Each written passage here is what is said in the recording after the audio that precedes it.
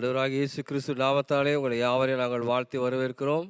ಕರ್ತನಾದ ಯೇಸು ಕ್ರಿಸ್ತನ ನಾಮದಲ್ಲಿ ನಿಮ್ಮೆಲ್ಲರನ್ನು ವಂದಿಸಿ ಬರಮಾಡಿಕೊಳ್ಳುತ್ತೇವೆ. அல்லேலூயா. ಹಲ್ಲೆಲೂಯಾ. கர்த்தர் உங்களை இப்பொழுது இருப்பதை காட்டிலும் அதிகமாக ஆசீர்வதிப்பாராக. ನೀವು ಈಗ ಇರುವುದಕ್ಕಿಂತಲೂ ದೇವರು ಅತ್ಯಧಿಕವಾಗಿ ನಿಮ್ಮನ್ನು ಆಶೀರ್ವದಿಸಲಿ. அல்லேலூயா. ಹಲ್ಲೆಲೂಯಾ. செய்திக்காக கண்கள் மூடி ஜெபம் பண்ணலாம். ನಾವು ಸಂದೇಶಕ್ಕೋಸ್ಕರವಾಗಿ ಕಣ್ಣುಗಳನ್ನು ಮುಚ್ಚಿ ಪ್ರಾರ್ಥಿಸೋಣ. கிருபையில் ஐஸ்வர்யமுள்ள நல்ல பிதாவே, இந்த அருமையான இந்த வேலைக்காக நன்றி செலுத்துகிறோம். ಕೃಪೆಯಲ್ಲಿ ಐಶ್ವರ್ಯ ಸಂಪನ್ನಾಗಿರ್ತಕ್ಕಂಥ ದೇವರೇ, ಸುಂದರ ಜಾವಕ್ಕೋಸ್ಕರವಾಗಿ ನಿನಗೆ ಸ್ತೋತ್ರ ಮಾಡ್ತೇವೆ. ஆண்டவரே, இங்கே வந்திருக்கிற ஒவ்வொருவரையும் அறிந்திருக்கிறீர் ராஜா. ಬಂದಿರುವಂಥ ಪ್ರತಿಯೊಬ್ಬರೂ ನೀವು ತಿಳಿದಿದ್ದೀರಿ. இப்போ கூட சுவாமி எங்களை மூடி மறைத்து நீ மாத்திரம் வெளிப்படும். ಈಗಲೂ ನೀವು ನಮ್ಮನ್ನು ಮುಚ್ಚು ಮಾಡಿ ನೀರು ಪ್ರಕಟಗೊಳ್ಳು. ஒவ்வொருவரின் சிந்தைகளை அறிந்திருக்கிறீர். ಒಬ್ಬೊಬ್ಬರ ಆಲೋಚನೆಗಳನ್ನು ತಿಳಿದಿದ್ದಿ. அவருடைய நிலைமைகள் உமக்கு நன்றா தெரியும் ஏசப்பா. ಅವರ ಪರಿಸ್ಥಿತಿಗಳು ನಿನಗೆ ಚೆನ್ನಾಗಿ ತಿಳಿದಿದೆ ಯೇಸುವೆ. நீர் பேசும் ஆண்டவரே. ನೀನು ಮಾತನಾಡು ಯೇಸುವೆ. நாங்கள் கேட்கிறோம். ನಾವು ಕೇಳುತ್ತೇವೆ. ಯೇಸುವಿನ ಜಪಗಳನ್ನು பிதாவே. ಯೇಸುವಿನ ನಾಮದಲ್ಲಿ ಪ್ರಾರ್ಥನೆ ಕೇಳುತ್ತಾಂದಿ. ஆமென். ಆಮೆನ್. அல்லேலூயா. ಹಲ್ಲೆಲೂಯಾ. பிரியமானவர்களே, ಪ್ರೀತಿ ಉಳ್ಳವರೇ, ஒவ்வொரு நாளும் ஆண்டவர் பேசுகிறவராகவே காணப்படுகிறார். ಪ್ರತಿಯೊಂದು ದಿನವೂ ದೇವರು ಮಾತನಾಡುವವರಾಗಿ ಇದ್ದಾರೆ. ನಾವು ವಾಂಛೆயோடு வரும்போது ஏதோ ஒரு வார்த்தை நம்ம வாழ்க்கையில ஒரு பெரிய மாற்றத்தை கொண்டு வரும். ನಾವು ಬೈಕಿಂದ ಬರುವಾಗ ಯಾವುದೋ ಒಂದು ವಾಕ್ಯ ನಮ್ಮ ಜೀವಿತದಲ್ಲಿ ಬದಲಾವಣೆಯನ್ನು ಕೊಂಡು ತರುತ್ತದೆ. பிரியமானவர்களே, அநேக வேளையிலே நாம் ஜெபம் பண்றோம், சில பதில்கள் உடனடியாக வருகிறது. ಕೆಲವೊಂದು ಸಂದರ್ಭದಲ್ಲಿ ನಾವು ಪ್ರಾರ್ಥಿಸ್ತೇವೆ, ಅದಕ್ಕೆ ಸದುತ್ತರ ತಕ್ಷಣವಾಗಿ ಬರುತ್ತದೆ. அப்பொழுது மிகுந்த சந்தோஷம் அடைகிறோம். ಆಗ ಬಹಳ ಸಂತೋಷವುಳ್ಳವರಾಗಿರ್ತೇವೆ.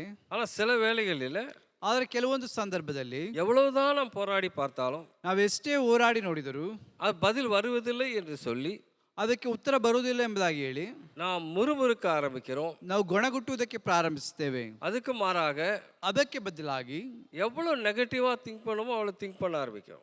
ಎಷ್ಟು ನಕಾರಾತ್ಮಕವಾಗಿ ಚಿಂತಿಸುವುದಕ್ಕೆ ಸಾಧ್ಯವಾಗುತ್ತದೋ ಅಷ್ಟು ನಕಾರಾತ್ಮಕವಾಗಿ ಚಿಂತಿಸುತ್ತೇವೆ. ஏன்னா நிலைமைகள் அப்படிப்பட்டதா இருக்கின்றது. ಯಾಕೆಂದ್ರೆ ಪರಿಸ್ಥಿತಿ ಆ ರೀತಿಯಾಗಿರ್ತದೆ. ಆದರೆ தேவனை நாம் அறிந்திருக்கிறோமா, ನಾವು ದೇವರನ್ನು ತಿಳಿದಿದ್ದೇವಾ என்று நாம் ஆராய்ந்து பார்க்க வேண்டும். ನಾವು ಪರಿಶೋಧಿಸಿ ನೋಡಬೇಕು. அவரை அறிந்த பிரகாரமா அறிந்தால் மாத்திரம்தான் அவரிடத்தில் அற்புதங்களை அடையாளங்களை பெற்றுக்கொள்ள முடியும். ಅವರನ್ನು ಅರಿಯುವ ರೀತಿಯಲ್ಲಿ ಅರಿತಾಗ ಮಾತ್ರವೇ ನಾವು ಅವರಿಂದ ಅದ್ಭುತಗಳನ್ನು ಅತಿಶಯಗಳನ್ನು ಹೊಂದಿಕೊಳ್ಳುವುದಕ್ಕೆ ಸಾಧ್ಯ. நாம் என்ன நினைக்கிறோம், கேட்ட உடனே பதில் எனக்கு வர வேண்டும் என்று நான் நினைக்கிறோம். ನಾವು ನೆನೆಸಿಕೊಳ್ಳುತ್ತೇವೆ, ನಾನು ಬೇಡಿದ ತಕ್ಷಣವಾಗಿ ನನಗೆ ಉತ್ತರವು ಬರಬೇಕೆಂಬುದಾಗಿ ನಾವು ನೆನೆಸುತ್ತೇವೆ. இல்லை என்றால் நாம் நினைக்கிற மாதிரி ಕಾರ್ಯಗಳು நடைபெற வேண்டும் என்று நினைக்கிறோம். ಇಲ್ಲವಾದರೆ ನಾನು ನೆನೆಸುವ ಪ್ರಕಾರ ರೀತಿಯಲ್ಲಿ ಕಾರ್ಯಗಳು ನೆರವೇರಬೇಕೆಂಬುದಾಗಿ ನೆನೆಸಿಕೊಳ್ಳುತ್ತೇವೆ. அது நம்முடைய ஆசைகள், விருப்பங்கள். ಅದು ನಮ್ಮ ಆಸೆ, ನಮ್ಮ ಬಯಕೆಯಾಗಿರುತ್ತದೆ. ஆனால் தேவனுடைய விருப்பத்தையும் தேவனுடைய திட்டத்தையும் ನಾವು அறிந்து கொள்ள முடியுமா? ಆದರೆ ದೇವರ ಬಯಕೆಯನ್ನು, ದೇವರ ಚಿತ್ತವನ್ನು ನಾವು ಅರಿತುಕೊಳ್ಳುವುದಕ್ಕೆ ಸಾಧ್ಯವಾಗುತ್ತದಾ? பிரியமானவர்களே, ಪ್ರೀತಿ ಉಳ್ಳವರೇ, வேதவசனம் சொல்லுகிறது, ಸತ್ಯವೇದ ವಾಕ್ಯ ಹೇಳುತ್ತದೆ.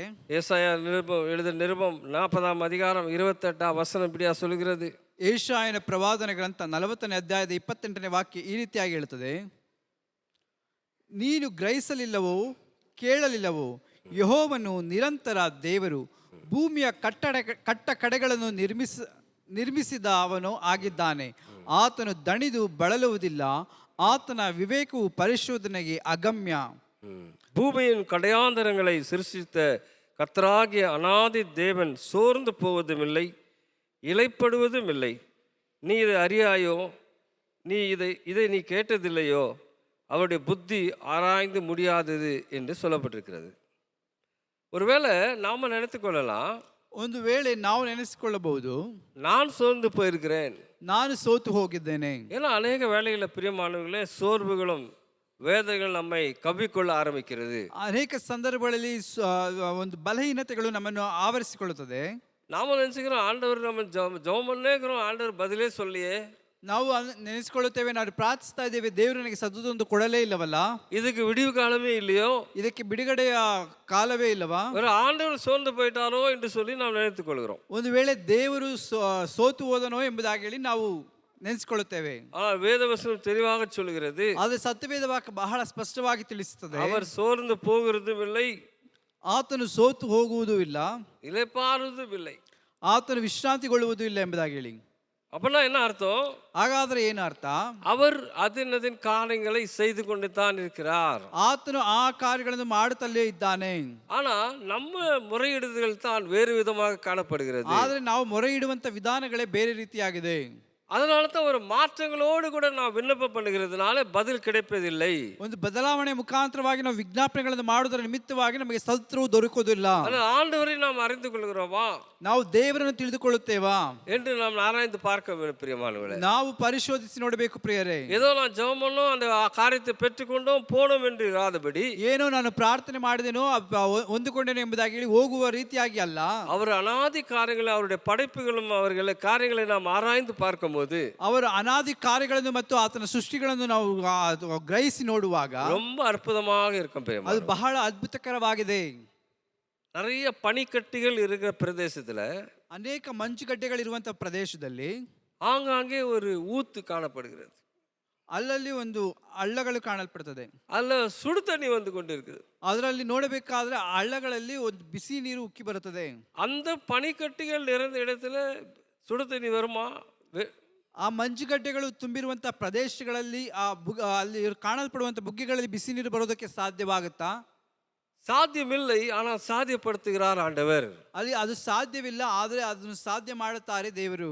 அப்பனா அவ்வளவு படைப்புல மனிதர்களுக்கு அந்த இடத்துல உதவ வேண்டும் என்று சொல்லி அந்த காரியத்தை ஏற்படுத்துகிறார் என்றால் ಹಾಗಾದ್ರೆ ಆ ಸೃಷ್ಟಿಯಲ್ಲಿ ಮನುಷ್ಯರಿಗೆ ಸಹಾಯಕವಾಗಿರಬೇಕೆಂಬುದಾಗಿ ಹೇಳಿ ದೇವರು ಆ ಕಾರ್ಯವನ್ನು ಉಂಟು ಮಾಡಿರುವುದಾದರೆ நம்முடைய வாழ்க்கையில தேவன் ಅನೇಕ ಅದ್ಭುತ ಅಡೆಯಾಳங்களை செய்ய ಅನೇಕ திட்டங்களை வைத்திருக்கிறார்.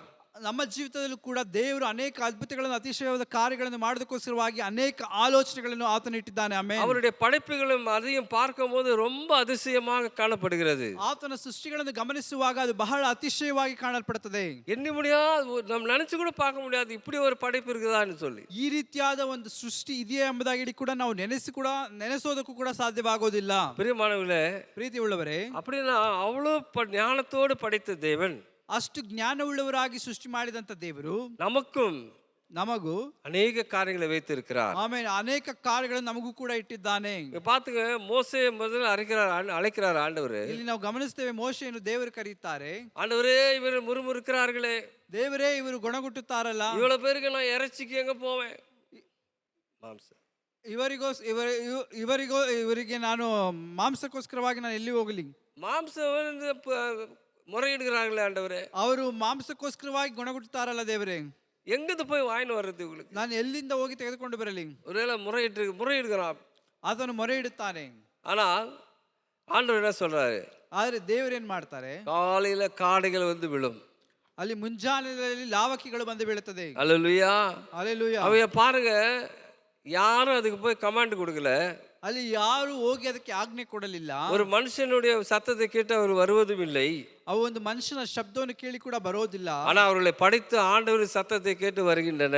ಆಮೆನ್. ಆದರೆ ಅವುಗಳನ್ನು ಸೃಷ್ಟಿ ಮಾಡಿದಂತ ದೇವರ ಶಬ್ದವನ್ನು ಕೇಳಿ ಅವು ಬರುತ್ತದೆ. ஹல்லேலூயா, ஹல்லேலூயா. பாருங்க, நிறைய காடைகள் வந்து இஸ்ரவேல் அத்தனை லட்சம் பேர் இஸ்ரவேல் ஜனங்க சாப்பிடுற அளவுக்கு வந்து விழுது பாருங்க. ಅಲ್ಲಿ ಅನೇಕ ಲಕ್ಷಗಟ್ಟಲೆ ಇರತಕ್ಕಂತ ಇಸ್ರಾಯೇಲ್ ಜನರು ತಿಂದು ತೃಪ್ತರಾಗುವಷ್ಟರ ಮಟ್ಟಿಗೆ ಅಲ್ಲಿ ಲಕ್ಷಗಟ್ಟಲೆ ಲಾವಕಿಗಳು ಬಂದು ಅಲ್ಲಿ ಬೀಳುತ್ತದೆ. ஒருவேளை அதை ஆராய்ந்து பார்க்க முடியுமா? நாம் ಅದನ್ನು ನಾವು ಗ್ರಹಿಸಿ ನೋಡೋದಕ್ಕೆ ಸಾಧ್ಯವಾಗುತ್ತಾ? எப்படி ಆಂಡವருடைய சத்தத்தை கேட்கிறது, இப்படி வந்து விழுகிறது இவைகள்? ಹೇಗೆ ದೇವರ ಶಬ್ದಗಳನ್ನು ನಾವು ಕೇಳಿ ಅಷ್ಟರ ಮಟ್ಟಿಗೆ ಅಲ್ಲಿ ಬಂದು ಬೀಳುತ್ತೆ? நினைத்து பார்த்தால் அதிசயம் பிரியமானவர். ಅದು ನೆನೆಸಿ ನೋಡುವುದಾದರೆ ಅದೊಂದು ಅತಿಶಯವಾಗಿದೆ. பாருங்க, ஒரு மனுஷர்களுக்காக அவர்களை திருப்திப்படுத்த வேண்டுவதற்காக தேவன் ಅನೇಕ ಕಾರ್ಯங்களை செய்து கொண்டு தான் இருக்கிறார். ಒಬ್ಬ ಮನುಷ್ಯನನ್ನು ದೇವರು ತೃಪ್ತಿಪಡಿಸುವುದಕ್ಕೋಸ್ಕರವಾಗಿ ದೇವರು ಅನೇಕ ಕಾರ್ಯಗಳನ್ನು ಮಾಡುತ್ತಲೇ ಇದ್ದಾನೆ. ஒருவேளை செங்கடல் ரெண்டாக பிளப்பது கூட ஒரு அதிசயம். ಒಂದು ವೇಳೆ ಆ ಕೆಂಪು ಸಮುದ್ರ ಇಬ್ಬಾಗವಾಗುವಂತದ್ದು ಕೂಡ ಅದು ಒಂದು ಅತಿಶಯವಾಗಿದೆ. ಅவைಗಳು ಕೂಡ ಆಂಡವருடைய சத்தத்தை கேட்குது பாருங்க. ಅವುಗಳು ಕೂಡ ದೇವರ ಶಬ್ದವನ್ನು ಕೇಳುತ್ತದೆ. அவங்க தேவனுடைய படைப்புகள் எல்லாம் பார்க்கும்போது ಅಲ್ಲಿ ದೇವರ ಸೃಷ್ಟಿ ಎಲ್ಲವನ್ನು ಗಮನಿಸುವಾಗ தேவனுடைய சத்தத்துக்கு செவி கொடுக்கிறவர்களாய் காணப்படுகின்றன. ದೇವರ ಶಬ್ದಕ್ಕೆ ಕಿವಿಗೊಡುವುದಾಗಿ ಅದು ಕಾಣಲ್ಪಡುತ್ತದೆ. ஆனால் அவர் சாயல படைத்த மனிதனுக்கு தான் அந்த அறிவும் இல்லை, ಅದು ಕೇಳ್ತಿರೋದಕ್ಕೆ ಸೆವಿಯೂ ಇಲ್ಲ. ಆತನ ಸ್ವಾರೂಪ್ಯಕ್ಕೆ ತಕ್ಕ ಹಾಗೆ ಸೃಷ್ಟಿಸಲ್ಪಟ್ಟಂತ ಮನುಷ್ಯರಿಗೆ ಅದನ್ನು ಕೇಳುವಂತ ಕಿವಿಯೂ ಇಲ್ಲ, ಅದನ್ನು ಗ್ರಹಿಸಿಕೊಳ್ಳುವಂತ ಕಾರ್ಯಗಳು ಅವನಿಗಿಲ್ಲ. தாங்கள் ಇಷ್ಟಪಡಿ தாங்கள் விருப்பப்படி எதையாவது செய்யலாம் என்று முற்படுகிறார்கள். ತಾನು ಇಷ್ಟಪಡುವ ರೀತಿಯಲ್ಲಿ ತಾನು ಬಯಸುವಂತ ರೀತಿಯಲ್ಲಿ ಏನಾದರೂ ಮಾಡೋಣ ಎಂಬುದಾಗಿ ಆತನು ನಿಶ್ಚಯಿಸಿಕೊಳ್ಳುತ್ತಾನೆ. ಪ್ರಿಯಮಾನವರೇ, ಪ್ರೀತಿ ಉಳ್ಳವರೇ, ஆர்டிஃபிஷியல் இன்டெலிஜென்ட் இதை ஒரு கண்டுபிடித்த மனிதன் ಒಂದು ತಾಂತ್ರಿಕಾರಿಕೆಯನ್ನು ಕಂಡುಹಿಡಿದಂತ ಮನುಷ್ಯನು இப்ப சொல்றாரு, ಈಗ ಆತನು ಹೇಳ್ತಾನೆ, அதெல்லாம் கண்ட்ரோல் பண்ண முடியாது, ಅದನ್ನು ನಾವೆಲ್ಲ ನಿಯಂತ್ರಿಸೋದಕ್ಕೆ ಆಗೋದಿಲ್ಲ. வேற லெவலுக்கு போயிடுச்சு அது. ಅದೆಲ್ಲವೂ ಕೈ ಮೀರಿ ಹೋಗಿದೆ. அதை பண்ணணும்னா அதை அமைதிப்படுத்த வேற எதனா காரியம் தான் செய்ய வேண்டும். ಅವೆಲ್ಲವನ್ನು ಸಮಾಧಾನ ಪಡಿಸಬೇಕಾದ್ರೆ ಬೇರೊಂದು ಕಾರ್ಯವನ್ನೇ ಮಾಡಬೇಕು. மனிதனின் படைப்புக்கு ஒரு எல்லை உண்டு. ಮನುಷ್ಯನ ಸೃಷ್ಟಿಗೆ ಅದು ಒಂದು ಮಿತಿ ಉಂಟು. ஆனா மனிதன் படைத்தவைகளை அவனாலே அதை கட்டுப்படுத்த முடியாதபடி தவிக்கிறார்கள். ಅಲ್ಲಿ ಮನುಷ್ಯನು ನಿರ್ಮಾಣ ಮಾಡಿದಂತ ಮನುಷ್ಯನು ಸೃಷ್ಟಿ ಮಾಡಿದಂತ ಕಾರ್ಯಗಳು ಆತನೇ ನಿಯಂತ್ರಿಸೋದಕ್ಕೆ ಆಗೋದಿಲ್ಲ. ஆனால் ஆண்டவருடைய படைப்புகள் பாருங்க, ಆದ್ರೆ ದೇವರು ಮಾಡಿದಂತ ಸೃಷ್ಟಿಗಳಲ್ಲಿ ನೋಡ್ರಿ, அவைகள் எல்லாம் செவி கொடுக்கிறது இருக்கு. ஆண்டவருக்கு செவி கொடுக்கிறது. ಆಮೆನ್. ಅವೆಲ್ಲವೂ ದೇವರ ಸ್ವರಕ್ಕೆ ಅದು ಕಿವಿಗೊಡುತ್ತದೆ. அதுதான் சொல்றாரு, இனி கேட்டது இல்லையாப்பா, ಆದ್ರಿಂದ ಹೇಳ್ತಾನೆ, ನೀನು ಕೇಳಲಿಲ್ಲವೋ, பார்த்தது இல்லையா, ನೀನು ನೋಡಲಿಲ್ಲವೋ, அவைகள் எல்லாம் அவர் கீழ்ப்படுகிறது. ಅವೆಲ್ಲವೂ ಅದು ಆತನಿಗೆ ಅದು ವಿಧೇಯವಾಗುತ್ತದೆ. ஆண்டவர் என்ன சொல்றாரு, உனக்காக செய்கிற விஷயத்துல நான் சோர்ந்து போவதும் இல்லை, இடைப்படுவதும் இல்லை. ನಾನು ನಿನಗೋಸ್ಕರ ಮಾಡುವಂತ ವಿಷಯದಲ್ಲಿ ನಾನು ದಣಿದು ಹೋಗುದಿಲ್ಲ, ನಾನು ಬಳಲಿ ಹೋಗುದಿಲ್ಲ ಎಂಬುದಾಗಿ ದೇವರು ಹೇಳ್ತಾರೆ. ஆண்டவர் இப்படியாவது மனிதர்களை நல்வழியில நடத்த வேண்டும் என்று சொல்லி ದೇವರು ಹೇಗಾದರೂ ಮನುಷ್ಯನನ್ನು ಒಳ್ಳೆ ಮಾರ್ಗದಲ್ಲಿ ನಡೆಸಬೇಕು ಎಂಬುದಾಗಿ ಹೇಳಿ அவளுக்கு செய்ய வேண்டிய காரியத்தை செய்து கொண்டே இருக்கிறார். ಆತನು ಮಾಡಬೇಕಾದಂತ ಕಾರ್ಯಗಳನ್ನು ಆತನು ಮಾಡುತ್ತಲೇ ಇದ್ದಾನೆ. அதை நம்ம புரிந்து கொள்ள முடியாது என்று வேதம் சொல்கிறது. ಅದನ್ನು ನಾವು ಗ್ರಹಿಸಿಕೊಳ್ಳೋದಕ್ಕಾಗೋದಿಲ್ಲ ಎಂಬುದಾಗಿ ಸತ್ಯವೇದ ವಾಕ್ಯ ಹೇಳ್ತದೆ. செங்கடலை இரண்டாக பிளந்து விடுகிறார். ಅಲ್ಲಿ ಕೆಂಪು ಸಮುದ್ರವನ್ನು ವಿಭಾಗವಾಗಿ ಮಾಡಿಬಿಡ್ತಾರೆ. எரிகோ கோட்டையை பார்த்து சொல்றாரு, துதியுங்கள் என்று சொல்றார். ಅಲ್ಲಿ ಎರಿಕೋ ಕೋಟೆಯನ್ನು ನೋಡಿ ನೀವು ಸ್ತುತಿ ಮಾಡ್ರಿ ಎಂಬುದಾಗಿ ಹೇಳ್ತಾರೆ. துதி பட்டவுடனே எல்லா எரிகோ கோட்டையும் விழுந்து விடுகிறது. ಅಲ್ಲಿ ಸ್ತುತಿ ಮಾಡುವಾಗ ಎಲ್ಲ ಎರಿಕೋ ಕೋಟೆಗಳು ಕೆಳಗೆ ಬೀಳುತ್ತದೆ. அப்புறம் பாருங்க, இது எப்படி முடியும்? ಹಾಗಾದ್ರೆ ಇದು ಹೇಗೆ ಮುಕ್ತಾಯವಾಗುತ್ತದೆ? ஒவ்வொரு திட்டத்து நமக்கு தேவையான ஒவ்வொன்றுக்கும் எப்படி செயல்படும் என்பது ஆண்டவருக்கு மட்டும் தான் தெரியும். ನಾವು ಹುಟ್ಟು ಮಾಡಿದಂತ ಪ್ರತಿಯೊಂದನ್ನು ಹೇಗೆ ನಿಯಂತ್ರಿಸಬೇಕೆಂಬುದಾಗಿ ಹೇಳಿ ದೇವರಿಗೆ ಮಾತ್ರ ತಿಳಿದಿದೆ. ஒருவேளை நீங்க செய்கிற விண்ணப்பங்களுக்கு ஒரு விண்ணப்பங்களுக்கு ஒரு விதமான பதில் கிடைக்கும். ನೀವು ಮಾಡುವಂತ ವಿಜ್ಞಾಪನೆಗೆ ಒಂದು ವಿಧವಾದ ರೀತಿಯಲ್ಲಿ ಅಲ್ಲಿ ಉತ್ತರ ದೊರಕುತ್ತದೆ. மற்றொன்றுக்கு வேறு விதமான பதில் கிடைக்கும். ಬೇರೊಬ್ಬರಿಗೆ ಬೇರೆಯಾದ ರೀತಿಯಲ್ಲಿ ಉತ್ತರ ದೊರಕುತ್ತದೆ. ஏன்னா ஆண்டவருக்கு தான் தெரியும் அது பின் காரியத்துல என்னென்ன நடக்கிறது என்று சொல்லி. ಅಲ್ಲಿ ದೇವರಿಗೆ ಮಾತ್ರ ತಿಳಿದಿದೆ ಮುಂದಿನ ದಿನಗಳಲ್ಲಿ ಅದಕ್ಕೆ ಏನು ಸಂಭವಿಸುತ್ತದೆ ಎಂಬುದಾಗಿ ಹೇಳಿ. ஹல்லேலூயா, ಹಲ್ಲೆಲೂಯಾ, ஹல்லேலூயா, ಹಲ್ಲೆಲೂಯಾ. ஏன்னா அவருக்கு தான் அந்த ஞானம் இருக்குதுங்க. ಯಾಕಂದ್ರೆ ಆತನಿಗೆ ಮಾತ್ರ ಆ ಜ್ಞಾನ ಉಂಟು. என்ன நடக்க போகும், என்ன நடக்கணும் என்று சொல்லி அவருக்கு ಮಾತ್ರ தான் தெரியும். ಏನು ಸಂಭವಿಸಲಿಕ್ಕೆ ಹೋಗುತ್ತದೆ, ಏನು ಸಂಭವಿಸೋದಿಲ್ಲ ಎಂಬುದಾಗಿ ಆತನಿಗೆ ಮಾತ್ರ ತಿಳಿದಿದೆ. ஒருவேளை நம்முடைய ஆதங்கத்துக்காக பழைய காரியங்களை நாம் கேட்கலாம். ಒಂದು ವೇಳೆ ನಮ್ಮ ಆದಾಯಕ್ಕೋಸ್ಕರವಾಗಿ ಹಳೆಯ ಕಾರ್ಯಗಳನ್ನು ನಾವು ಕೇಳಬಹುದು. ஒருவேளை இந்த சிவந்த சமுத்திரத்து வழியா ஜனங்க போகணுமா, ಒಂದು ವೇಳೆ ಕೆಂಪು ಸಮುದ್ರದ ಮುಖಾಂತರವಾಗಿ ಜನರು ಹಾದು ಹೋಗಬಹುದಾ? ஆனா பிரியமானவர்களே, ಆದರೆ ಪ್ರೀತಿ ಉಳ್ಳವರೇ, ஒருவேளை சிவந்த சமுத்திரம் இல்லாதபடி வனாந்திரத்துல வழியாக நடந்து போயிருந்தா, ಒಂದು ವೇಳೆ ಕೆಂಪು ಸಮುದ್ರದ ಮಾರ್ಗವಿಲ್ಲದಾಗೆ ಮರುಭೂಮಿಯಲ್ಲಿ ಅವರು ನಡೆದು ಹೋಗಿರುವುದಾದರೆ என்ன ஆயிருக்கும் பிரியமானவர்களே? ಏನು ಸಂಭವಿಸ್ತಾ ಇತ್ತು ಪ್ರಿಯರೇ? எதிராளியாக அந்த எகிப்தியர்கள் ஈஸியாக அவர்கள் அட்டாக் பண்ணியிருப்பாங்க. ವಿರೋಧಿಯಾಗಿರ್ತಕ್ಕಂಥ ಐಗುಪ್ತರು ಬಹಳ ಸುಲಭವಾಗಿ ಬಂದು ಅವರನ್ನು ಎದುರುಗೊಳ್ಳುತ್ತಾ ಇದ್ರು. அதனாலதான் ஆண்டவர் என்ன பண்ணாரு, ಆದ್ರಿಂದಲೇ ದೇವರು ಏನ್ ಮಾಡಿದ್ರು, தண்ணியை பிளந்து ಅಲ್ಲಿ ದೇವರು ನೀರನ್ನು ವಿಭಾಗ ಮಾಡಿ வெட்டாந்தரையில நடந்து போற மாதிரி அவர்களை மறைத்து அவர்களை கொண்டு போனார். ಅಲ್ಲಿ ಒಣನೆಲದಲ್ಲಿ ಅವರು ನಡೆದು ಹೋಗುವ ರೀತಿಯಲ್ಲಿ ಮಾಡಿ ಅವರನ್ನು ನಡೆಸಿಕೊಂಡು ಹೋದ್ರು. அல்லேலூயா, அல்லேலூயா. இது ஒரு பெரிய அதிசயம் பிரியமானவர்களே. ಇದು ದೊಡ್ಡ ಅತಿಶಯ ಪ್ರಿಯರೇ. நம்ம கூட அநேக வேளையில நமக்கு ನಾವು ಅನೇಕ ಸಂದರ್ಭದಲ್ಲಿ ನಾವು தேவன் நம்மளை பாதுகாக்கிறார். ದೇವರು ನಮ್ಮನ್ನು ಕಾಯುತ್ತಾನೆ.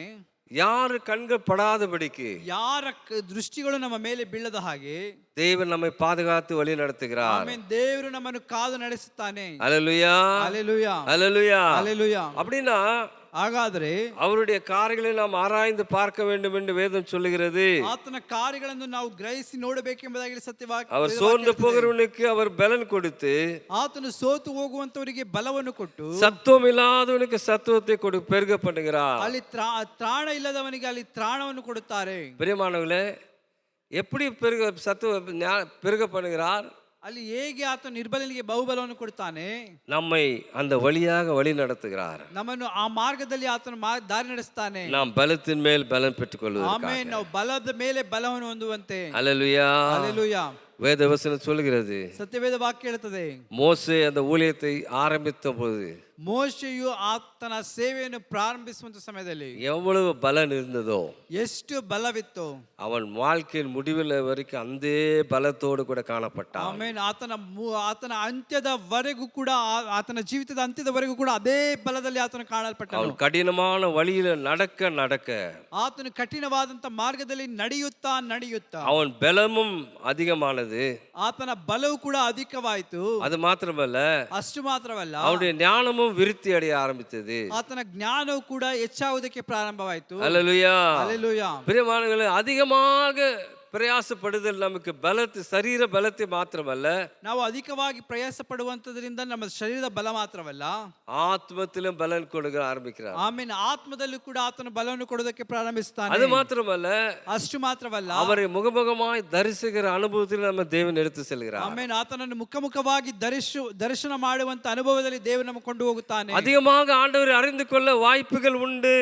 ಅಧಿಕವಾಗಿ ದೇವರನ್ನು ಅರ್ಥ ಮಾಡಿಕೊಳ್ಳೋದಕ್ಕೆ ಅವಕಾಶಗಳುಂಟು. அல்லேலூயா. ಹಲ್ಲೆಲೂಯಾ. ஆனா நம்ம என்ன பண்றோம்? ಆದ್ರೆ ನಾವೇನ್ ಮಾಡ್ತೇವೆ? ನಾವು ಸೋರ್ದು போன உடனே ನಾವು ಸೋತು ಹೋದ ನಂತರ சரீர பலத்தை இழக்கிறோம், ನಾವು ಶರೀರದ ಬಲವನ್ನು ಕಳೆದುಕೊಳ್ಳುತ್ತೇವೆ, உற்சாகத்தை இழக்கிறோம், ಒಂದು ಉತ್ಸಾಹವನ್ನು ಕಳೆದುಕೊಳ್ಳುತ್ತೇವೆ, தேவனுடைய திட்டத்தை அறிந்து கொள்ள மனதில்லை, ದೇವರ ಚಿತ್ತವನ್ನು ಅರ್ಥಕೊಳ್ಳುವುದಕ್ಕೆ ಮನಸ್ಸಿರೋದಿಲ್ಲ, ஆவிக்குரிய வாழ்க்கையிலும் பின்வாங்கி போகிறவர்களா இருக்கிறோம். ಆತ್ಮಿಕವಾದ ಜೀವಿತದಲ್ಲಿ ಕೂಡ ಹಿಂಜಾರಿ ಹೋಗುತ್ತೇವೆ.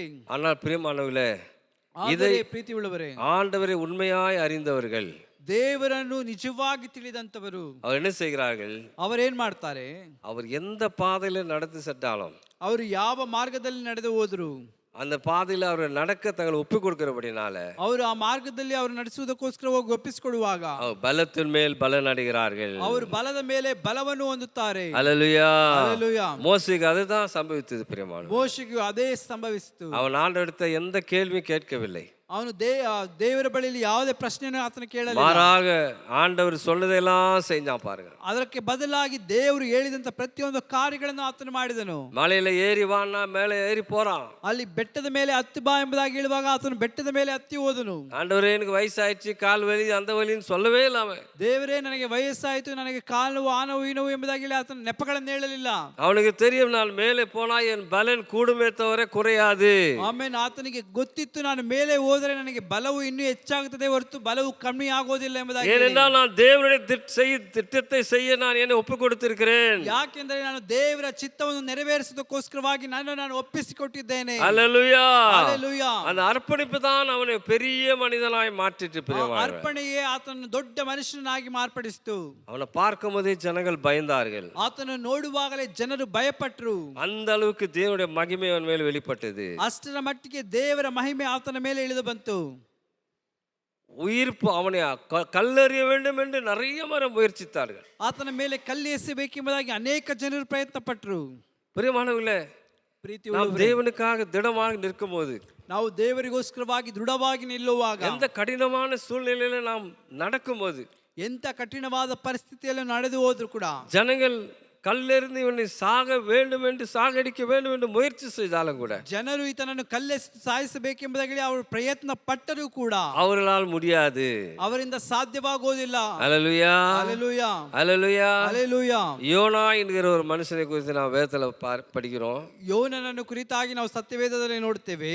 முதல்ல தெரியும், கொஞ்சம் அவன் ஆண்டவர் ஒன்று சொன்னா அவன் வேணும் ஒன்று செய்யற மனுஷன். ಅಲ್ಲಿ ನಮಗೆ ಮುಂಚೆಯೇ ಗೊತ್ತಿದ್ದು ಆತನು ದೇವರು ಹೇಳುವಂತ ಒಂದು ಕಾರ್ಯವಾಗಿರುತ್ತಾರೆ, ಅದಕ್ಕೆ ಬದಲಾಗಿ ಆತನು ಮತ್ತೊಂದು ಕಾರ್ಯವನ್ನು ಮಾಡುವನಾಗಿದೆ. நீ நினைவுக்கு போப்பா, அங்க பிரசங்கி ನೀನು ನಿನೆವೆಗೆ ಹೋಗಿ ಪ್ರಸಂಗ ಮಾಡು என்று சொன்னா அங்க போல அவன். ಆತನು ಎಂಬುದಾಗಿ ಹೇಳಿದರೆ ಆತನು ಅಲ್ಲಿಗೆ ಹೋಗಲಿಲ್ಲ. அவன் எங்க போனான்?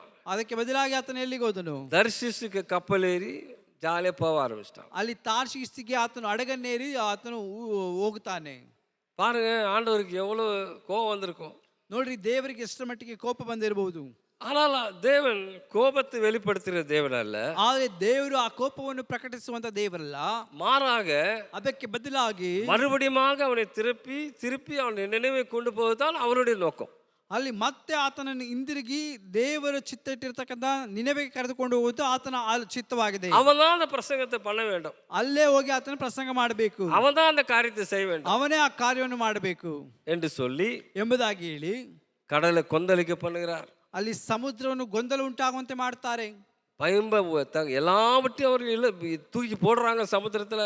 ಅಲ್ಲಿ ಸಮುದ್ರಕ್ಕೆ ಎಲ್ಲವನ್ನು ತೆಗೆದು ಹಾಕುತ್ತಾರೆ. அப்ப கூட அடங்கின மாதிரி இல்ல. ಆಗೂ ಕೂಡ ಅದು ಅಡಗೋದಿಲ್ಲ. ஒருவேளை அங்க இருக்கிற ஜனம் யார் இந்த தெய்வம் ஏன் இப்படி பண்ணுதுலாம் முறுமுறுத்திருக்கலாம் பிரியமான. ಅದೇ ತರ ಜನರೆಲ್ಲ ಯಾಕೆ ಈ ರೀತಿಯಾಗಿ ಆಗ್ತಾ ಇದೆ ಎಂಬುದಾಗಿ ಅವರೆಲ್ಲ ಗುಣಗುಡುತ್ತಕ್ಕೆ ಪ್ರಾರಂಭಿಸ್ತಾರೆ. அப்ப அவனே சொல்றான், என்னை தூக்கி கடல்ல போட்டுருங்க, நான் தான் தேவனுடைய சமூகத்தை விட்டு தூரம் போனேன். ಆಗ ಅಲ್ಲಿರ್ತಕ್ಕಂಥ ಆತನೇ ಹೇಳ್ತಾನೆ, ಜನರಿಗೆ ನನ್ನನ್ನು ತೆಗೆದು ನನ್ನ ಸಮುದ್ರಕ್ಕೆ ಎಸಿರಿ, ಯಾಕೆಂದ್ರೆ ನಾನು ದೇವರಿಗೆ ವಿರೋಧವಾಗಿ ಹೇಳಿದಂತ ಮಾತಿಗೆ ವಿರೋಧವಾಗಿ ನಾನು ಮಾಡಿದ್ದೇನೆ ಎಂಬುದಾಗಿ ಹೇಳ್ತಾನೆ. தேவ சமூகத்தை விட்டு விலகி நான் போறேன். ನಾನು ದೇವರ ಸಮ್ಮುಖವನ್ನು ತಪ್ಪಿಸಿಕೊಂಡು ಬೇರೆ ಕಡೆಗೆ ಹೋಗ್ತಾ ಇದ್ದೇನೆ. அதனால தயவு செஞ்சு என்னை தூக்கி இந்த கடல்ல போட்டுருங்க. ದಯಮಾಡಿ ನನ್ನನ್ನು ತೆಗೆದು ಸಮುದ್ರದಲ್ಲಿ ಹಾಕಿರಿ. அல்லேலூயா. அல்லேலೂಯಾ. எப்படி இருக்கும் பாருங்க. ಹೇಗೆ ಇರ್ತದೆ ಗಮನಿಸ್ರಿ. கொந்தளிக்கிற கடலில ஒரு மனிதனை தூக்கி போட்டா என்ன நடக்கும்? ಅಲ್ಲಿ ಆಗಲೇ ಗೊಂದಲದಲ್ಲಿ ಇರ್ತಕ್ಕಂಥ ಸಮುದ್ರದೊಳಗೆ ಒಬ್ಬ ಮನುಷ್ಯನ ಹಾಕಿರುವುದಾದ್ರೆ ಹೇಗಿರ್ತದೆ? அவன் நிலைமை என்ன ஆகும்னு யாருக்கும் தெரியாது. ಆತನ ಪರಿಸ್ಥಿತಿ ಏನಾಗುತ್ತದೆ ಎಂಬುದಾಗಿ ಯಾರಿಗೂ ಗೊತ್ತಿಲ್ಲ. ஆனா என்ன நடக்குது பாருங்க.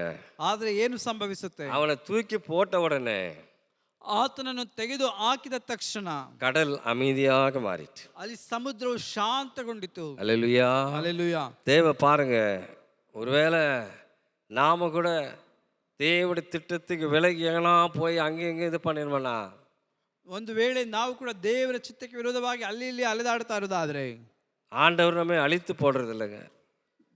ದೇವರು ನಮ್ಮನ್ನು ಅಲಿಯುವುದಕ್ಕೆ ಬಿಡೋದಿಲ್ಲ. மாறாக அந்த இடத்துல இருக்கிற சூழ்நிலைகளை மாற்றத்தக்கதாக ಅದಕ್ಕೆ ಬದಲಾಗಿ ಅಲ್ಲಿರ್ತಕ್ಕಂಥ ಪರಿಸ್ಥಿತಿಗಳನ್ನು ಬದಲಾಯಿಸೋದಕ್ಕಾಗಿ அது யோனாவையே தூக்கி கடல்ல போட்டுறாரு. ಅಲ್ಲಿ ಯೋನನೇ ತೆಗೆದು ಸಮುದ್ರದಲ್ಲಿ ಹಾಕ್ತಾರೆ.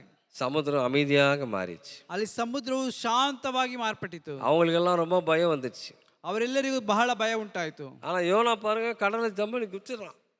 ಅಲ್ಲಿ ಯೋನನು ತಕ್ಷಣವಾಗಿ ಸಮುದ್ರದಲ್ಲಿ ಹಾರಿ ಬೀಳ್ತಾನೆ. அவனுக்கு என்ன நடக்கும்? நடு சமுத்திரத்தில் ஒரு மனுஷனை தூக்கி போட்டா எவ்வளோ நாள் நீச்சல் அடிக்க முடியும்? ಒಂದು ಮಧ್ಯ ಸಮುದ್ರದಲ್ಲಿ ಒಬ್ಬ ಮನುಷ್ಯನ ಹಾಕುವುದಾದ್ರೆ ಅವನು ಎಷ್ಟರ ಮಟ್ಟಿಗೆ ಈಜುವುದಕ್ಕೆ ಸಾಧ್ಯವಾಗುತ್ತೆ? வேதம் சொல்லுகிறது, ಆದರೆ ಸತ್ಯವೇದ ವಾಕ್ಯ ಹೇಳ್ತದೆ, அவனை விழுங்க ஒரு திமிங்கலத்தை ஆண்டவர் அனுப்புறாரு பாருங்க. ಅವನನ್ನು ನುಂಗುವುದಕ್ಕೋಸ್ಕರವಾಗಿ ಒಂದು ತಿಮಿಂಗಿಲವನ್ನು ದೇವರು ಕಳಿಸಿದರು. அவ்வளவு நேரம் கப்பல்ல போறான். ಅಲ್ಲಿಯವರೆಗೂ ಆತನು ಹಡಗಿನಲ್ಲಿ ಹೋಗುತ್ತಾನೆ. இப்ப நினைவுக்கு மீன் வயிற்றுல போறான்.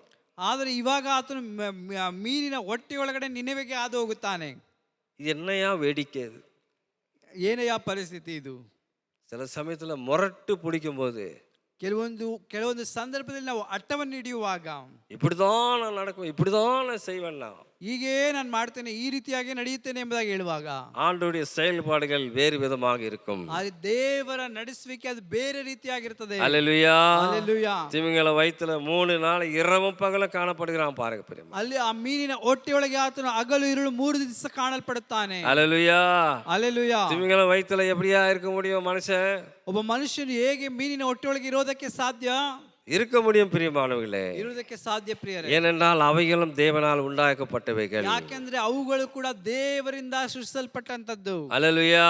அல்லேலூயா. பாருங்க, மீனுக்கு ஒரு ரெஸ்பான்சிபிலிட்டி கொடுக்குறாரு. ನೋಡ್ರಿ, ಆ ಮೀನಿಗೂ ಕೂಡ ಒಂದು ಜವಾಬ್ದಾರಿ ಉಂಟು. மீனை இவனை நேரா எடுத்துட்டு போய் என்ன பண்ண, நினைவே கடற்கரையில வாமிட் பண்ணி போட்டு, ಅಲ್ಲಿ ಆ ಮೀನು ಏನ್ ಮಾಡ್ತದೆ, ನಿನೆವೆಯ ದಡಕ್ಕೆ ತೆಗೆದುಕೊಂಡು ಹೋಗಿ ಆತನನ್ನು ಕಾರಿ ಬಿಡುತ್ತದೆ. அல்லேலூயா. அல்லேலூயா. பாருங்க, அந்த மீனு கூட அந்த பொறுப்பு செய்யணும்னு ஒரு கடமை உணர்வு இருக்குது. ಅಲ್ಲಿ ಆ ಮೀನಿಗೂ ಕೂಡ ಒಂದು ಜವಾಬ್ದಾರಿಯಾಗಿ ಅದನ್ನು ಕಾರ್ಯವನ್ನು ನಿರ್ವಹಿಸಬೇಕೆಂಬುದಾಗಲೇ ಒಂದು ಜವಾಬ್ದಾರಿ ಉಂಟು. நேரா போய் அவனை விட்டுருத்தாங்க. ಅಲ್ಲಿ ಸೀದಾ ತೆಗೆದುಕೊಂಡು ಹೋಗಿ ಆ ದಡದಲ್ಲಿ ಆತನನ್ನು ಬಿಡುತ್ತದೆ. அல்லேலூயா. அல்லேலூயா. மீன் வயிற்றிலிருந்து அவன் புலம்புறான், அது விஷயம் வேற. ಆತನು ಮೀನಿನ ಹೊಟ್ಟೆ ಒಳಗಡೆ ಇದ್ದುಕೊಂಡು ಆತನು ಕೂಗುತ್ತಾನೆ, ಅದು ಬೇರೆ ವಿಷಯ. இங்கெல்லாம் இது இருக்குது ஆண்டவரே, அது இருக்குது ஆண்டவரே, எல்லாம் இருக்குது, கடற்பாசி இருக்குது, தலைகள் மேல என் தண்ணீர் எல்லாம் என் தலை மேல போயினுக்குது. ಅಲ್ಲಿ ತಲೆಯ ಮೇಲೆ ನೀರು ಹಾದು ಹೋಗ್ತಾ ಇದೆ, ಇಲ್ಲಿ ಸಮುದ್ರದ ಪಾಚಿ ಉಂಟು ಎಂಬುದಾಗಲೇ ಈ ರೀತಿಯಾಗಿ ಎಲ್ಲ ಗುಣಗುಟ್ಟುತ್ತಾನೆ. அவைகளெல்லாம் கேட்பதற்கு யாரும் இல்லை. ಅವೆಲ್ಲವನ್ನು ಕೇಳೋದಕ್ಕೆ ಅಲ್ಲಿ ಯಾರು ಇಲ್ಲ. ஒரு மனுஷனை ஆண்டவர் தெரிந்து கொண்டால், ಒಬ್ಬ ಮನುಷ್ಯನನ್ನು ದೇವರು ಆರಿಸಿಕೊಂಡ್ರು, அவன் வழி விலகி போவானேனால், ಆತನು ಮಾರ್ಗ ತಪ್ಪಿ ಹೋಗುವುದಾದರೆ, தேவனுக்கு விரோதமாய் முறுமுறுப்பான் என்றால், ಒಂದು ವೇಳೆ ಆತನು ದೇವರ ವಿರೋಧವಾಗಿ ಗುಣಗುಟ್ಟುವುದಾದರೆ, அவன் அழிக்காதபடி, ಆತನನ್ನು ನಾಶ ಮಾಡದ ಹಾಗೆ, அவன் திரும்பவும் தேவனுடைய திட்டத்தை நிறைவேற்றத்தக்கதாக, ಮತ್ತೆ ಆತನು ದೇವರ ಚಿತ್ತವನ್ನು ನೆರವೇರಿಸುವಂತೆ, அவனை எப்படியாவது அவனை அழிக்காதபடி தேவன் பாதுகாத்து அந்த இடத்துல போய் விடுகிறா பாருங்க. ಅವನನ್ನು ಹೇಗಾದರೂ ನಾಶ ಮಾಡಿದ ಹಾಗೆ ದೇವರು ಆತನನ್ನು ಒಂದು ಸ್ಥಳದಲ್ಲಿ ಕರೆದುಕೊಂಡು ಹೋಗಿ ಬಿಡ್ತಾರೆ. இது நம்ம விஞ்ஞான ஞானத்துக்கு கூட எட்டாத ஒண்ணு. ಇದು ನಮ್ಮ ಆಲೋಚನೆಗೂ ಕೂಡ ಅದು ಗ್ರಹಿಸೋದಕ್ಕೆ ಸಾಧ್ಯವಾಗೋದಿಲ್ಲ. எப்படியெல்லாம் நடக்குமா? ಈ ರೀತಿಯಾಗೆಲ್ಲ ಸಂಭವಿಸುತ್ತಾ? இப்படியெல்லாம் ஆண்டவர் செயல்படுவாரா? ಈ ರೀತಿಯಾಗೆಲ್ಲ ದೇವರು ಮಾಡ್ತಾರಾ? நிச்சயமாக செயல்படுவார். ನಿಶ್ಚಯವಾಗಿಯೂ ಆತನು ಮಾಡ್ತಾನೆ. அல்லேலூயா. ಹಲ್ಲೆಲೂಯಾ. பாருங்க, அதே நினைவேல போய் தான் யோனா தீர்க்கதரிசி பிரசங்கம் பண்றான். ನೋಡ್ರಿ, ಅದೇ ನಿನೆವೆಯಲ್ಲಿ ಹೋಗಿ ಯೋನ ಪ್ರವಾದಿ ಅಲ್ಲಿ ಪ್ರಸಂಗ ಮಾಡ್ತಾನೆ. அல்லேலூயா. ಹಲ್ಲೆಲೂಯಾ. பிரியமானவர்களே, ಪ್ರೀತಿ ಉಳ್ಳವರೇ, நம்மை நாம ஆராய்ந்து பார்க்க வேண்டும். ನಮ್ಮನ್ನು ನಾವೇ ಪರಿಶೋಧಿಸಿ ನೋಡಬೇಕು. அநேக வேளையில நாம் முறுமுறுக்கிறோம். ಅನೇಕ ಸಂದರ್ಭದಲ್ಲಿ ನಾವು ಗುಣಗುಟ್ಟುತ್ತೇವೆ. ஆண்டவர் தூங்கி விட்டாரோ, ದೇವರು ನಿದ್ದೆ ಮಾಡಿಬಿಟ್ಟನೋ, டயர்ட் ஆயிட்டாரோ ಆತನು ಬಳಲಿ ಹೋದನು என்று நாம் நினைக்கிறோம். ಎಂಬುದಾಗಿ ನಾವು ನೆನೆಸ್ತೇವೆ. ஆனா ஆண்டவர் சொல்றாரு, ಆದರೆ ದೇವರು ಹೇಳ್ತಾರೆ, நான் சோர்ந்து போகுவதும் இல்லை, ನಾನು ಸೋತು ಹೋಗುವುದೂ ಇಲ್ಲ, இளைப்பாறுவதும் இல்லை. ನಾನು ಬಳಲು ಹೋಗುವುದಿಲ್ಲ.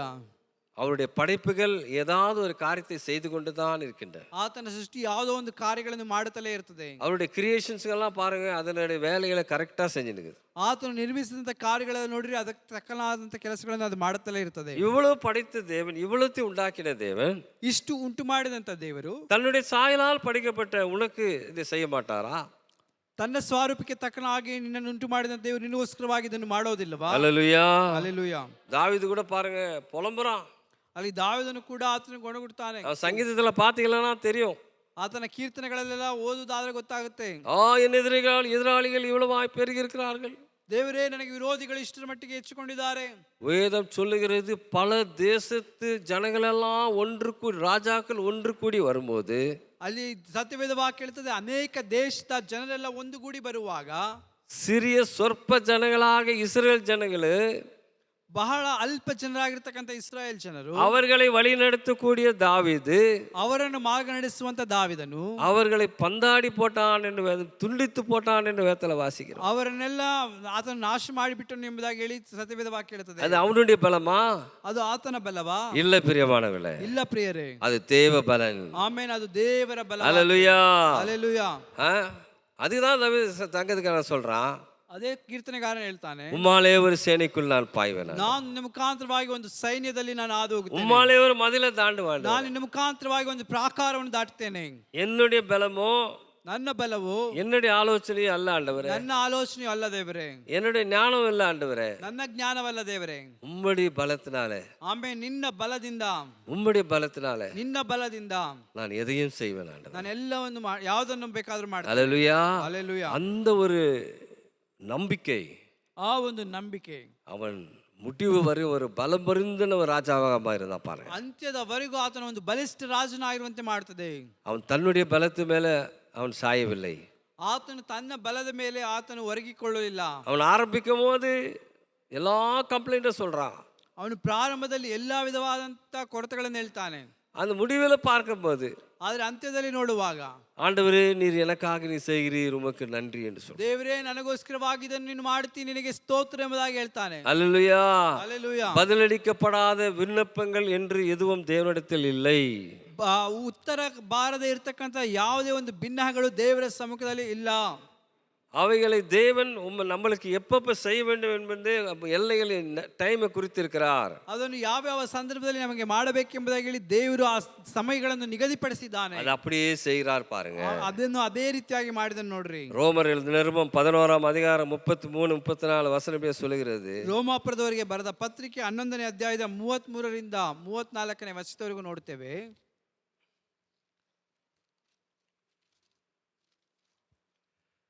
தேவனுடைய ஐஸ்வர்யம், ஞானம், அறிவு என்பவைகளின் ஆழம் எவ்வளவாயிருக்கிறது! அவருடைய நியாய தீர்ப்புகள் அளவிடப்படாதவைகள், அவருடைய வழிகள் ஆராயப்படாதவைகள். கர்த்தருடைய சிந்தையை அறிந்தவன் யார்? அவருக்கு ஆலோசனைக்காரன் இருந்தவன் யார் என்று வேதம் சொல்கிறது. ರೋಮಾಪುರದವರಿಗೆ ಬರೆದ ಪತ್ರಿಕೆ 11ನೇ ಅಧ್ಯಾಯದ 33-34ನೇ ವಚನ. ಆಹಾ, ದೇವರ ಐಶ್ವರ್ಯವು, ಜ್ಞಾನವು, ವಿವೇಕವು ಎಷ್ಟೋ ಅಗಾಧ! ಆತನ ತೀರ್ಮಾನಗಳು ಪರಿಶೋಧನೆಗೆ ಎಷ್ಟೋ ಅಗಮ್ಯ! ಆತನ ಮಾರ್ಗಗಳು ಕಂಡುಹಿಡಿಯುವುದಕ್ಕೆ ಎಷ್ಟೋ ಅಸಾಧ್ಯ! ಕರ್ತನ ಮನಸ್ಸನ್ನು ತಿಳ್ಕೊಂಡವನಾರು? ಅವನಿಗೆ ಆಲೋಚನಾ ಕರ್ತನು ಯಾರು? அல்லேலூயா. கர்த்தருடைய சிந்தனைகளை அறிந்தவன் யார்?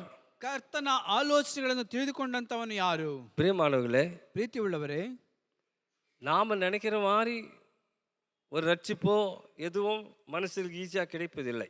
ನಾವು ನೆನೆಸಿಕೊಂಡ ರೀತಿಯಲ್ಲಿ ಒಬ್ಬ ಮನುಷ್ಯನಿಗೆ ರಕ್ಷಣೆಯು ಅದು ಬಹಳ ಸುಲಭವಾಗಿ ದೊರಕುವುದಿಲ್ಲ. ஒருவேளை கொஞ்சம் வருஷத்துக்கு முன்னாடி நீங்கள்லாம் எங்கெங்கேயோ இருந்தவர்கள், ಕೆಲವು ವರ್ಷಗಳ ಮುಂಚಿತವಾಗಿ ನೀವೆಲ್ಲ ನೋಡುವುದಕ್ಕಾದ್ರೆ ಎಲ್ಲೆಲ್ಲೋ ಇದ್ದಂಥವರು, நாம் கூட எங்கெங்கேயோ வளர்ந்தவர்கள். ನಾವು ಕೂಡ ಎಲ್ಲೆಲ್ಲೋ ಬೆಳೆದಂಥವರು. ஆனால் ಆದರೆ அவருடைய சிந்தனையே வேறு, ಆತನ ಆಲೋಚನೆಯೇ ಬೇರೆ. அவருடைய சிந்தனைப்படி தான் நம்ம எல்லாம் இங்கே கூடியிருக்கிறோம், ಆತನ ಆಲೋಚನೆ ಪ್ರಕಾರವಾಗಿ ನಾವು ಇಲ್ಲೆಲ್ಲ ಕೂಡಿ ಬಂದಿದ್ದೇವೆ, ரட்சிக்கப்பட்டிருக்கிறோம். ನಾವು ರಕ್ಷಣೆ ಹೊಂದಿದ್ದೇವೆ. ஒருவரத்தை ரட்சிக்கிறதுக்கு ஆண்டவர் பலவிதமான காரியங்களை வைத்திருக்கிறார். ಒಬ್ಬೊಬ್ಬರು ರಕ್ಷಣೆ ಹೊಂದಕ್ಕೋಸ್ಕರವಾಗಿ ದೇವರು ಅನೇಕ ವಿಧವಾದಂಥ ಕಾರ್ಯಗಳನ್ನು ಇಟ್ಟಿದ್ದಾರೆ. அது ஞானம் நமக்கு ஆராய்ந்து முடியாத ஒரு ஞானம். ಆ ಜ್ಞಾನವು ನಾವು ಗ್ರಹಿಸೋದಕ್ಕೆ ಅಸಾಧ್ಯವಾದಂಥ ಜ್ಞಾನ. ஏன் இப்படி இருக்குது, எதற்காக இப்படி செய்யணும் நம்ம கொஸ்டினே பண்ண முடியாது. ಯಾಕೆ ಇದು ಈ ರೀತಿಯಾಗಿದೆ, ಇದು ಏಕೆ ಎಂಬುದಾಗಿ ಹೇಳಿ ನಾವು ಪ್ರಶ್ನೆ ಮಾಡೋದಕ್ಕೆ ಸಾಧ್ಯವಾಗೋದಿಲ್ಲ.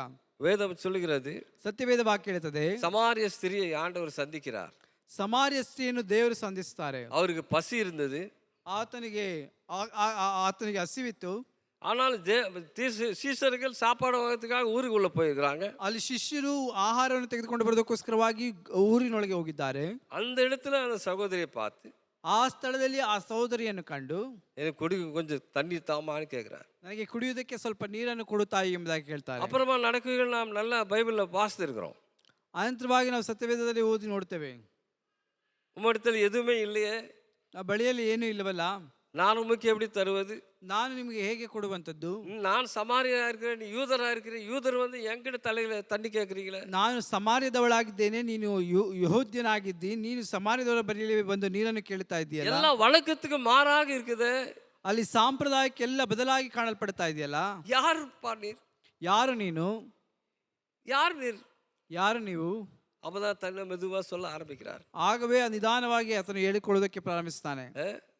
நான் கொடுக்கும் தண்ணீரை கொடுத்தால் உனக்கு தாகம் உண்டாவதில்லை. ಆಮೇಲೆ ನಾನು ಕೊಡುವಂತ ನೀರನ್ನು ನೀನು ಕುಡಿಯುವುದಾದರೆ ನಿನಗೆ ಮತ್ತೆ ನೀರಡಿಕೆ ಆಗೋದಿಲ್ಲ. அவனுடைய ஃபுல் அட்டென்ஷனும் ஆண்டவர் பக்கமா திருப்புறாவும். ಆಕೆಯ ಸಂಪೂರ್ಣವಾದಂತ ಮನಸ್ಥಿತಿಯನ್ನು ದೇವರ ಕಡೆಗೆ ಆಕೆ ತಿರುಗಿಸ್ತಾಳೆ.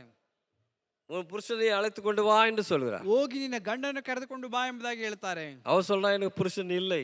ಆಕೆ ಹೇಳ್ತಾಳೆ, ನನಗೆ ಗಂಡನಿಲ್ಲ. நீ சொன்னது உண்மைதான், இப்பொழுது இருக்கிற கூட புருஷன் இல்லை உனக்கு. ನೀನು ಹೇಳುವುದು ನಿಜವೇ, ಈಗ ಇರುವಂತವನು ಕೂಡ ಆತನು ನಿನ್ನ ಗಂಡನಲ್ಲ ಎಂಬುದಾಗಿ ಹೇಳ್ತಾರೆ. பாருங்க, அந்த வெளிப்பாடு ஒரு கடினமான வார்த்தையாலேயோ ஆண்டவர் சொல்லல. ಆ ಪ್ರಕಟಣೆಯನ್ನು ದೇವರು ಒಂದು ಕಠಿಣವಾದ ಮಾತಿನ ರೀತಿಯಲ್ಲಿ ಆತನು ಹೇಳಲಿಲ್ಲ. அவள் புரிந்து கொள்ளும்படியாக அவள் பாஷையிலே ஆண்டவர் பேசுறார். ಆಕೆ ಅರ್ಥ ಮಾಡಿಕೊಳ್ಳುವಂತೆ ಆಕೆಯ ಭಾಷೆಯಲ್ಲಿ ದೇವರು ಅರ್ಥ ಮಾತಾಡ್ತಾರೆ. அப்போது கொஞ்சம் கொஞ்சமா கொஞ்சம் அவருடைய கான்வர்சேஷன் இன்டென்சிஃபை ஆயே போயிருக்கு, கொஞ்சம் தீவிரமாடிக்குது.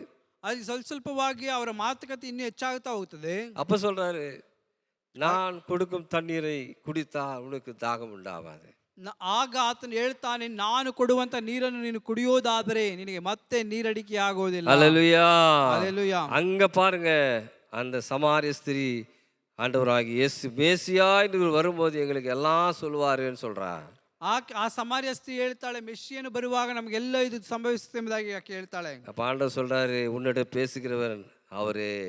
ಆ ದೇವರು ಹೇಳ್ತಾರೆ, ನೀನೊಟ್ಟಿಗೆ ಮಾತನಾಡ್ತಾ ಇರುವುದು ಆತನೇ ಎಂಬುದಾಗಿ ಹೇಳಿ. அல்லேலூயா, அல்லேலೂಯಾ. பாருங்க, இந்த ஞானமான ஒரு கான்வர்சேஷன், ನೋಡ್ರಿ, ಜ್ಞಾನ ಉಳ್ಳಂತ ಒಂದು ಮಾತುಕತೆ, அவளை எந்த விதத்திலும் புண்படுத்தாத ஒரு பேச்சு, ಆಕೆಗೆ ಯಾವುದೇ ಒಂದು ನೋವನ್ನು ಉಂಟು ಮಾಡದೇ ಇರತಕ್ಕಂತ ಮಾತುಕತೆ, அவள் குற்றவாளி என்று தீர்க்காத ஒரு நல்ல ஒரு ಸಂಭಾಷಣೆ, ಆಕೆಯು ತಪ್ಪಿತಸ್ಥಳು ಎಂಬುದಾಗಿ ಹೇಳಿ ಚುಚ್ಚಿ ಹೇಳುವ ರೀತಿಯಲ್ಲಿ ಇಲ್ಲದಂತ ಒಂದು ಮಾತುಕತೆ. தேவனுடைய ரட்சிப்பு எப்படிப்பட்டது என்பதை மாத்திரம் அழுத்தமாக ஆண்டவர் சொன்ன விதம், ಅಲ್ಲಿ ದೇವರ ರಕ್ಷಣೆ ಎಂಥದ್ದು ಎಂಬುದಾಗಿ ಹೇಳುವಂತ ಒಂದು ಮಾತು. இந்த ஞானத்தை நாம் எதில் புரிந்து கொள்ள முடியும்? ಈ ಜ್ಞಾನವನ್ನು ನಾವು ಯಾವುದರಿಂದ ತಿಳಿದುಕೊಳ್ಳೋದಕ್ಕೆ ಸಾಧ್ಯ? அல்லேலூயா, அல்லேலூயா, அல்லேலூயா, அல்லேலூயா. இப்படி யாரெல்லாம் செயல்படுகிறார்களோ நிச்சயமாக அவர்களை கொண்டு தேவன் ஆத்ம ஆதாயம் செய்கிறார். ಈ ರೀತಿಯಾಗಿ ಎಲ್ಲ ಯಾರೆಲ್ಲ ಮಾಡ್ತಾರೋ ದೇವರು ನಿಶ್ಚಯವಾಗಿ ಹೇಳ್ತೀನಿ ಅಂಥವ್ರನ್ನ ತೆಗೆದುಕೊಂಡು ಆತ್ಮ ಮಕ್ಕಳನ್ನು ಆದಾಯ ಪಡಿಸ್ತಾನೆ. ஒருத்தர் யூரோப்ல இருந்து ஊழியம் செய்யணும்னு சொல்லிட்டு ஆண்டவர் சொன்னாரா, நீ ஆப்கானிஸ்தானுக்கு போன்னு சொன்னார். ಯುರೋಪಿನಲ್ಲಿದ್ದಂಥ ವ್ಯಕ್ತಿಗೆ ದೇವರು ಹೇಳಿದರೆ, ನೀನು ಸೇವೆ ಮಾಡೋದಕ್ಕೋಸ್ಕರವಾಗಿ ಅಫ್ಘಾನಿಸ್ತಾನಕ್ಕೆ ಹೋಗಿ ಎಂಬುದಾಗಿ ಹೇಳಿ. ஆண்டவரே, ஆப்கானிஸ்தான்ல நான் போய் என்ன பண்றது? ದೇವರೇ ಅಫ್ಘಾನಿಸ್ತಾನಕ್ಕೆ ಹೋಗಿ ನಾನೇನು ಮಾಡುವಂಥದ್ದು? நான் இதுக்கு தான் வந்துக்கிறேன்னா என்ன உடனே சுட்டு போட்டு என்ன வெட்டி போட்டுருவாங்களே. ನಾನು ಅಲ್ಲಿ ಹೋಗಿ ಸೇವೆ ಮಾಡುವುದಾದ್ರೆ ನನ್ನ ಸುಟ್ಟು ಹಾಕಿ ಬಿಡ್ತಾರೆ, ಇಲ್ಲ ನನ್ನ ಕತ್ತರಿಸಿ ಹಾಕಿ ಬಿಡ್ತಾರೆ. ஆண்டவர் சொன்னார் இல்லப்பா அங்கே தான் ஊழியம் போனார். ಇಲ್ಲಪ್ಪ ನೀನು ಅಲ್ಲೇ ಹೋಗಬೇಕು ಎಂಬುದಾಗಿ ಹೇಳಿ ಕಳಿಸ್ತಾರೆ. அல்லேலூயா. ಅಲ್ಲೆಲೂಯಾ. அங்கே போயிட்டாரு. ಅವರು ಅಲ್ಲಿಗೆ ಹೋದ್ರು. எப்படியோ பர்மிஷன் எல்லாம் வாங்கி போயிட்டாரு. ಹೇಗೋ ಅಲ್ಲಿ ಬೇಕಾದಂತ ಅನುಮತಿಯನ್ನು ತೆಗೆದುಕೊಂಡವರು ಅಲ್ಲೇ ಹೋದ್ರು. இங்கே போய் எங்க ஆண்டவரೇ போகிறது ஊழியத்துக்கு? ದೇವರೇ ಇಲ್ಲಿ ಹೋಗಿ ನಾನು ಎಲ್ಲಿ ಸೇವೆಗೆ ಹೋಗುವಂಥದ್ದು? காபூல் என்ற தேசத்து பட்டணத்தில் ಕಾಬೂಲ್ ಎಂಬುದಾಗಿ ಹೇಳ್ತಕ್ಕಂಥ ಒಂದು ಪ್ರದೇಶಕ್ಕೆ ನೀನು ಹಾದು ಹೋಗು. அங்கே சொன்னாரா இந்த இடத்துக்கு நீ போ அப்படின்னு சொன்னார். ನೀವು ಈ ಸ್ಥಳಕ್ಕೆ ಹಾದು ಹೋಗು ಎಂಬುದಾಗಿ ಹೇಳಿದ್ರು. அவர் எந்த இடம்னு தெரியாது, போயிட்டார். ಅವ್ರಿಗೆ ಯಾವ ಸ್ಥಳ ಎಂಬುದಾಗಿ ಗೊತ್ತಿಲ್ಲ, ಅವರು ಅಲ್ಲಿ ಹೋದ್ರು. அந்த இடத்துல பார்த்தா எல்லா லேடிஸு நின்றுக்கிறாங்க. ಅಲ್ಲಿ ಆ ಸ್ಥಳದಲ್ಲಿ ಹೋಗಿ ನೋಡೋದಾದ್ರೆ ಅಲ್ಲೆಲ್ಲ ಸ್ತ್ರೀಯರು ನಿಂತಿದ್ದಾರೆ. தவறான ஒரு பாவத்தை செய்கிற மனிதர் அந்த லேடிஸுங்க அங்கே ತಪ್ಪಾದಂತ ಕಾರ್ಯಗಳನ್ನು ಮಾಡ್ತಕ್ಕಂಥ ಸ್ತ್ರೀಯರು ಅಲ್ಲಿದ್ದಾರೆ. இங்கே தான் பேசுன்னு சொன்னார். ಇವರ ಬಳಿಯಲ್ಲೇ ಮಾತನಾಡಿ ಎಂಬುದಾಗಿ ಹೇಳ್ತಾರೆ. எப்படி இருக்கும் பாருங்க அவருக்கு. ಅವ್ರಿಗೆ ಹೇಗಿರ್ತದೆ ಹೇಳಿ ನೋಡ್ರಿ. அவர் நினைச்சாரு நல்லா சிட்டியில் இருக்கிற பெரிய சர்ச்சில் நம்மளை கூப்பிட்டு நம்மளை ஊழியம் செய்ய சொல்லுவார்னு பார்த்தா ಅಲ್ಲಿ ಪಟ್ಟಣದಲ್ಲಿ ಇರ್ತಕ್ಕಂಥ ಒಂದು ದೊಡ್ಡ ಸಭೆಯಲ್ಲಿ ನನ್ನ ಕರೆದು ಅಲ್ಲಿ ಮಾತನಾಡಿ ಎಂಬುದಾಗಿ ಹೇಳ್ತಾರೆ ಎಂಬುದಾಗಿ ಅವರು ನೆನೆಸ್ಕೊಂಡು இவர் என்னன்னா இந்த மாதிரி இடத்துல வந்து இவங்களுக்கு சொல்லுன்னு சொல்றாரு. ನೋಡ್ರಿ ಇವರು ಇಂಥ ಜನರ ಮಧ್ಯದಲ್ಲಿ ಹೋಗಿ ಮಾತನಾಡಿ ಎಂಬುದಾಗಿ ಹೇಳ್ತಾರಲ್ಲ ಎಂಬುದಾಗಿ ಆತ ನೆನೆಸ್ಕೊಂಡು 2-3 ನಾள் போராடுறாரு அவரு. 2-3 ದಿನ ಹೋರಾಡ್ತಾರೆ. வேற எங்கனாலும் அனுப்பிச்சு ஆண்டவரே ದೇವರೇ ದಯಮಾಡಿ ಬೇರೆ ಎಲ್ಲಾದ್ರೂ ಕಳಿಸ್ಬಿಡು. வேணுமென்னா டாலிபானுக்கிட்ட அனுப்புங்க, ஒரே வழியாக என்ன போட்டு தள்ளுருவான், இதெல்லாம் நடக்கும், இங்கெல்லாம் வேணாம் ஆண்டவரே. ಬೇಕಾದ್ರೆ ತಾಲಿಬಾನಿಗೆ ನಾನು ಕಳಿಸಿಬಿಡು, ಒಂದೇ ವೇಟಿನಲ್ಲಿ ಕಳಿಸಿಬಿಡ್ತಾರೆ, ನಾನು ಅಲ್ಲಿ ಬೇಕಾದ್ರೆ ಹೋಗ್ತೇನೆ, ಈ ಸ್ಥಳ ಬೇಡ ಎಂಬುದಾಗಿ ಹೇಳ್ತಾರೆ. இங்கே விட்டு வேற எங்கனாலும் என்ன அனுப்பும், ಈ ಸ್ಥಳವನ್ನು ಬಿಟ್ಟು ನನ್ನ ಬೇರೆ ಎಲ್ಲಾದ್ರೂ ಕಳಿಸು. ஆண்டவர் சொன்னார் இல்லை இங்கே தான் உனக்கு ஊழியம். ಅಲ್ಲಿ ದೇವರು ಹೇಳಿದರು ಬೇರೆ ಎಲ್ಲೂ ಇಲ್ಲ, ನಿನಗೆ ಇಲ್ಲಿಯೇ ಸೇವೆ ಎಂಬುದಾಗಿ ಹೇಳಿ. அவருடைய அதிசயம், அவர் அதிசயமானவர், ಆತನು ಅತಿಶಯ ಕರ್ತನು, அவர் ஆலோசனை கர்த்தர், ಆತನು ಆಲೋಚನಾ ಕರ್ತನು. அவர் எப்படி எந்த மாதிரி திட்டம் போட்டுக்கிறான்னு அவருக்கு யாருக்குமே தெரியாது. ಅವರು ಯಾವ ರೀತಿಯಾದ ಆಲೋಚನೆ ಇಟ್ಟಿದ್ದಾರೆ ಎಂಬುದಾಗಿ ಹೇಳಿ ಕೂಡ ಯಾರಿಗೂ ಗ್ರಹಿಸೋದಕ್ಕಾಗೋದಿಲ್ಲ. ஒருவேளை நீங்க உட்காந்துக்கலாம், ஆண்டவருக்கு நான் இப்படி தான் ஊழியம் செய்யணும்னு சொல்லி இதெல்லாம் செய்யணும்னு உட்காந்துக்கலாம். நீங்க ಒಂದು ವೇಳೆ ನಾನು ಹೀಗೆ ಕುಳಿತುಕೊಳ್ತೇನೆ, ಈಗಿದ್ದು ನಾನು ಸೇವೆ ಮಾಡ್ತೇನೆ ಎಂಬುದಾಗಿ ನೀವು ಇಲ್ಲಿ ಕುಳಿತುಕೊಳ್ಳಬಹುದು. நீங்க ஒரு பிளான் போட்டிருப்பீங்க, ನೀವು ಒಂದು ಆಲೋಚನೆಯನ್ನು ಇಟ್ಕೊಂಡಿರ್ತೀರಾ. ஆண்டவர் பிளான் அப்படி இல்லை, ಆದ್ರೆ ದೇವರ ಆಲೋಚನೆ ಆ ರೀತಿಯಾಗಿರೋದಿಲ್ಲ, வேறு விதமாக இருக்கும். ಅದು ಬೇರೆ ರೀತಿಯಾಗಿರುತ್ತದೆ. ஹல்லேலூயா. ಹಲ್ಲೆಲೂಯಾ. இந்த தேவ மனுஷன் என்ன பண்ணாரு, ಆ ದೇವ ಮನುಷ್ಯರು ಏನ್ ಮಾಡಿದ್ರು, சரி ஆண்டவர் இப்போ விடுற மாதிரி தெரியல ಈ ದೇವರು ನನ್ನ ಬಿಡುವ ರೀತಿಯಲ್ಲಿ ಕಾಣೋದಿಲ್ಲ சொல்லி நின்று இருந்தாரு. நின்று கொண்டு இருக்கிறார். ಅವರು ನಿಂತಿದ್ದಾರೆ. ஒரு சகோதரி வராங்க, ಒಂದು ಸಹೋದರಿ ಬರ್ತಾರೆ, அந்த ஏரியால இருந்து வராங்க. ಆ ಸ್ಥಳದಿಂದ ಬರ್ತಾರೆ. இவர்களை பார்த்து கொண்டு வராங்க. ಇವರನ್ನು ದೃಷ್ಟಿ ನೋಡಿಕೊಂಡು ಬರ್ತಾರೆ. இவரால் கூட பேச்சு கொடுக்க ஆரம்பிச்சாராம். ಅವರೊಟ್ಟಿಗೆ ಇವರು ಮಾತನಾಡೋದಕ್ಕೆ ಪ್ರಾರಂಭಿಸಿದರು. சகோதரியே நான் உன்னிடத்தில் பேசலாமா ಸಹೋದರಿಯೇ ನಾನು ನಿನ್ನೊಟ್ಟಿಗೆ ಮಾತನಾಡಬಹುದಾ ಎಂಬುದಾಗಿ ಹೇಳಿ என்று சொல்லி சாதாரணமாக பேசிக்கொண்டே இருக்கிறார். ಎಂಬುದಾಗಿ ಹೇಳಿ ಸಾಧಾರಣವಾಗಿ ಅವರು ಮಾತನಾಡ್ತಾ ಇದ್ದಾರೆ. தேவனுடைய அன்பு பேச ஆரம்பிக்கிறார். ದೇವರ ಪ್ರೀತಿಯನ್ನು ಅವರು ಮಾತನಾಡೋದಕ್ಕೆ ಪ್ರಾರಂಭಿಸ್ತಾರೆ. அவர் உற்று நோக்கி கொண்டே இருந்தாலாம். ಅವರು ದೃಷ್ಟಿಸಿ ನೋಡ್ತಲೇ ಇದ್ದಾರೆ. ரொம்ப கேர்ஃபுல்லா அவர் சொல்றதெல்லாம் கேட்டுனே இருக்கிறார். ಬಹಳ ಎಚ್ಚರಿಕೆಯಿಂದ ಅವರು ಹೇಳುವಂಥದ್ದೆಲ್ಲ ಕೇಳ್ತಾ ಇದ್ದಾರೆ. ரொம்ப அவர் கண்களிலிருந்து தண்ணீர் வருது. ಅವರ ಕಣ್ಣಿನಿಂದ ಕಣ್ಣೀರು ಬರೋದಕ್ಕೆ ಪ್ರಾರಂಭಿಸುತ್ತೆ.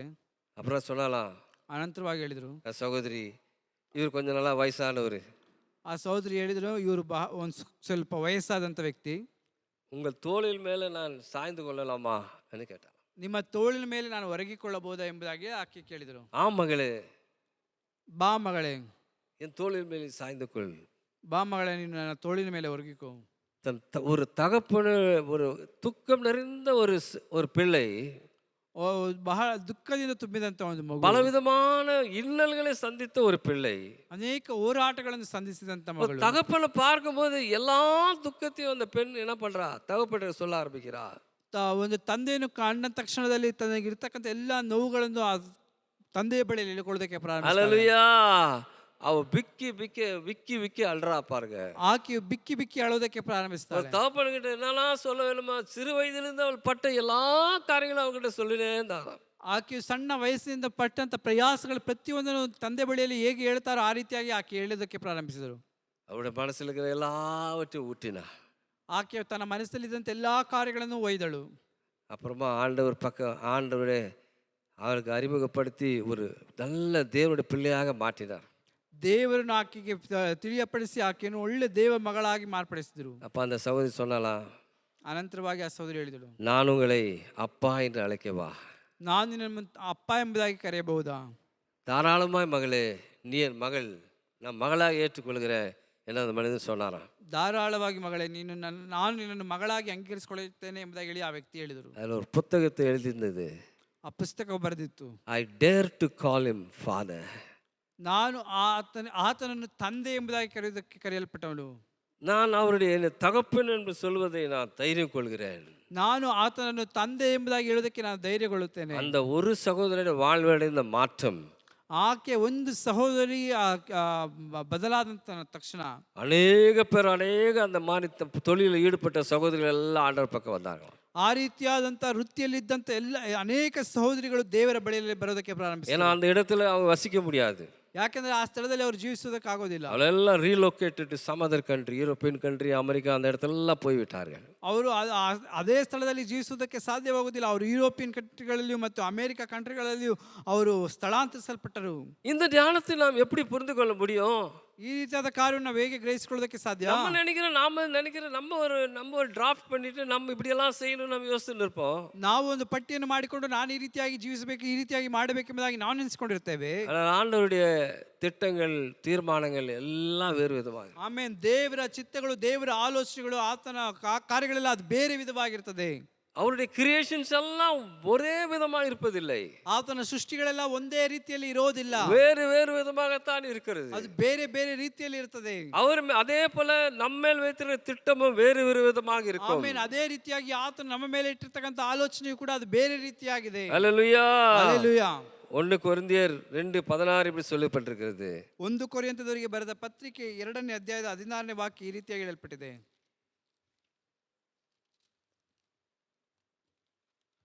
ಕರ್ತನ ಮನಸ್ಸನ್ನು ತಿಳುಕೊಂಡು ಆತನಿಗೆ ಉಪದೇಶಿಸುವವನಾರು ಎಂದು ಬರೆದದೇ ಇಲ್ಲ, ನಮಗಾದರೂ ಕ್ರಿಸ್ತನ ಮನಸ್ಸು ದೊರಕಿತು. ஹல்லேலூயா, ಹಲ್ಲೆಲೂಯಾ. எங்களுக்கோ கிறிஸ்துவின் சிந்தை உண்டாயிருக்கிறது. ನಮಗಾದರೂ ಕ್ರಿಸ್ತನ ಮನಸ್ಸು ದೊರಕಿತು.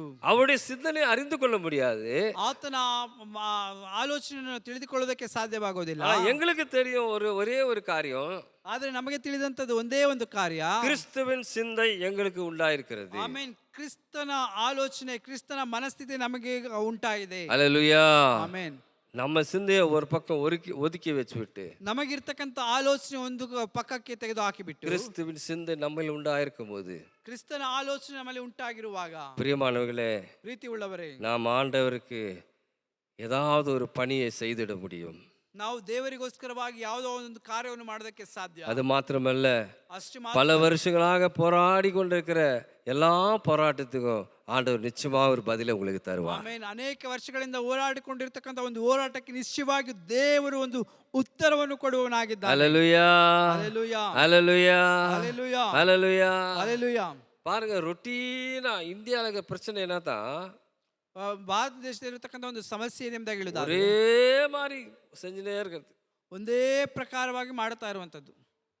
இப்பதான் கொஞ்சம் மாற்றங்கள் வந்திருக்கு. ಈಗ ಮಾತ್ರ ಕೆಲವೊಂದು ಬದಲಾವಣೆ ಉಂಟಾಗುತ್ತೆ. அதே மாதிரி தான் ಅದೇ ರೀತಿಯಾಗಿ நாம கூட ஏதோ வாரம் வந்து சர்ச்சுக்கு வர்றது, ನಾವು ಏನೋ ವಾರ ವಾರ ಸಭೆಗೆ ಕೂಡಿ ಬರುವಂತದ್ದು, ஆண்டவர் ஆராதிக்கிறது, ದೇವರನ್ನು ಆರಾಧಿಸುವಂತದ್ದು, திரும்ப வீட்டுக்கு போறது, ಮತ್ತೆ ಮನೆಗೆ ಅದು ಹೋಗೋದು.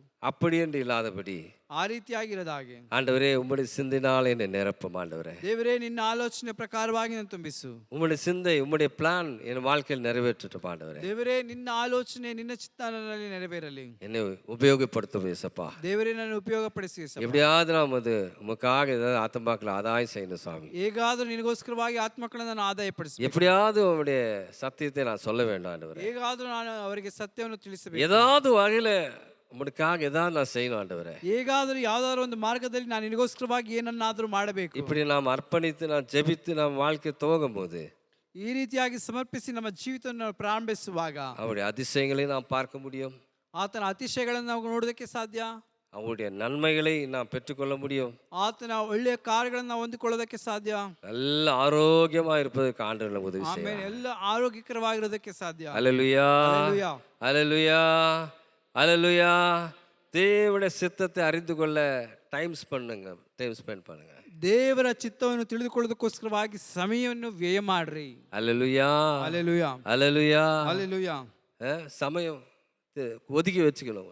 ಅದಕ್ಕೋಸ್ಕರವಾಗಿ ಸಮಯವನ್ನು ಪ್ರತ್ಯೇಕ ಮಾಡಿಡ್ರಿ. அப்பொழுதுதான் அவர் பேசுறது கேட்கும்.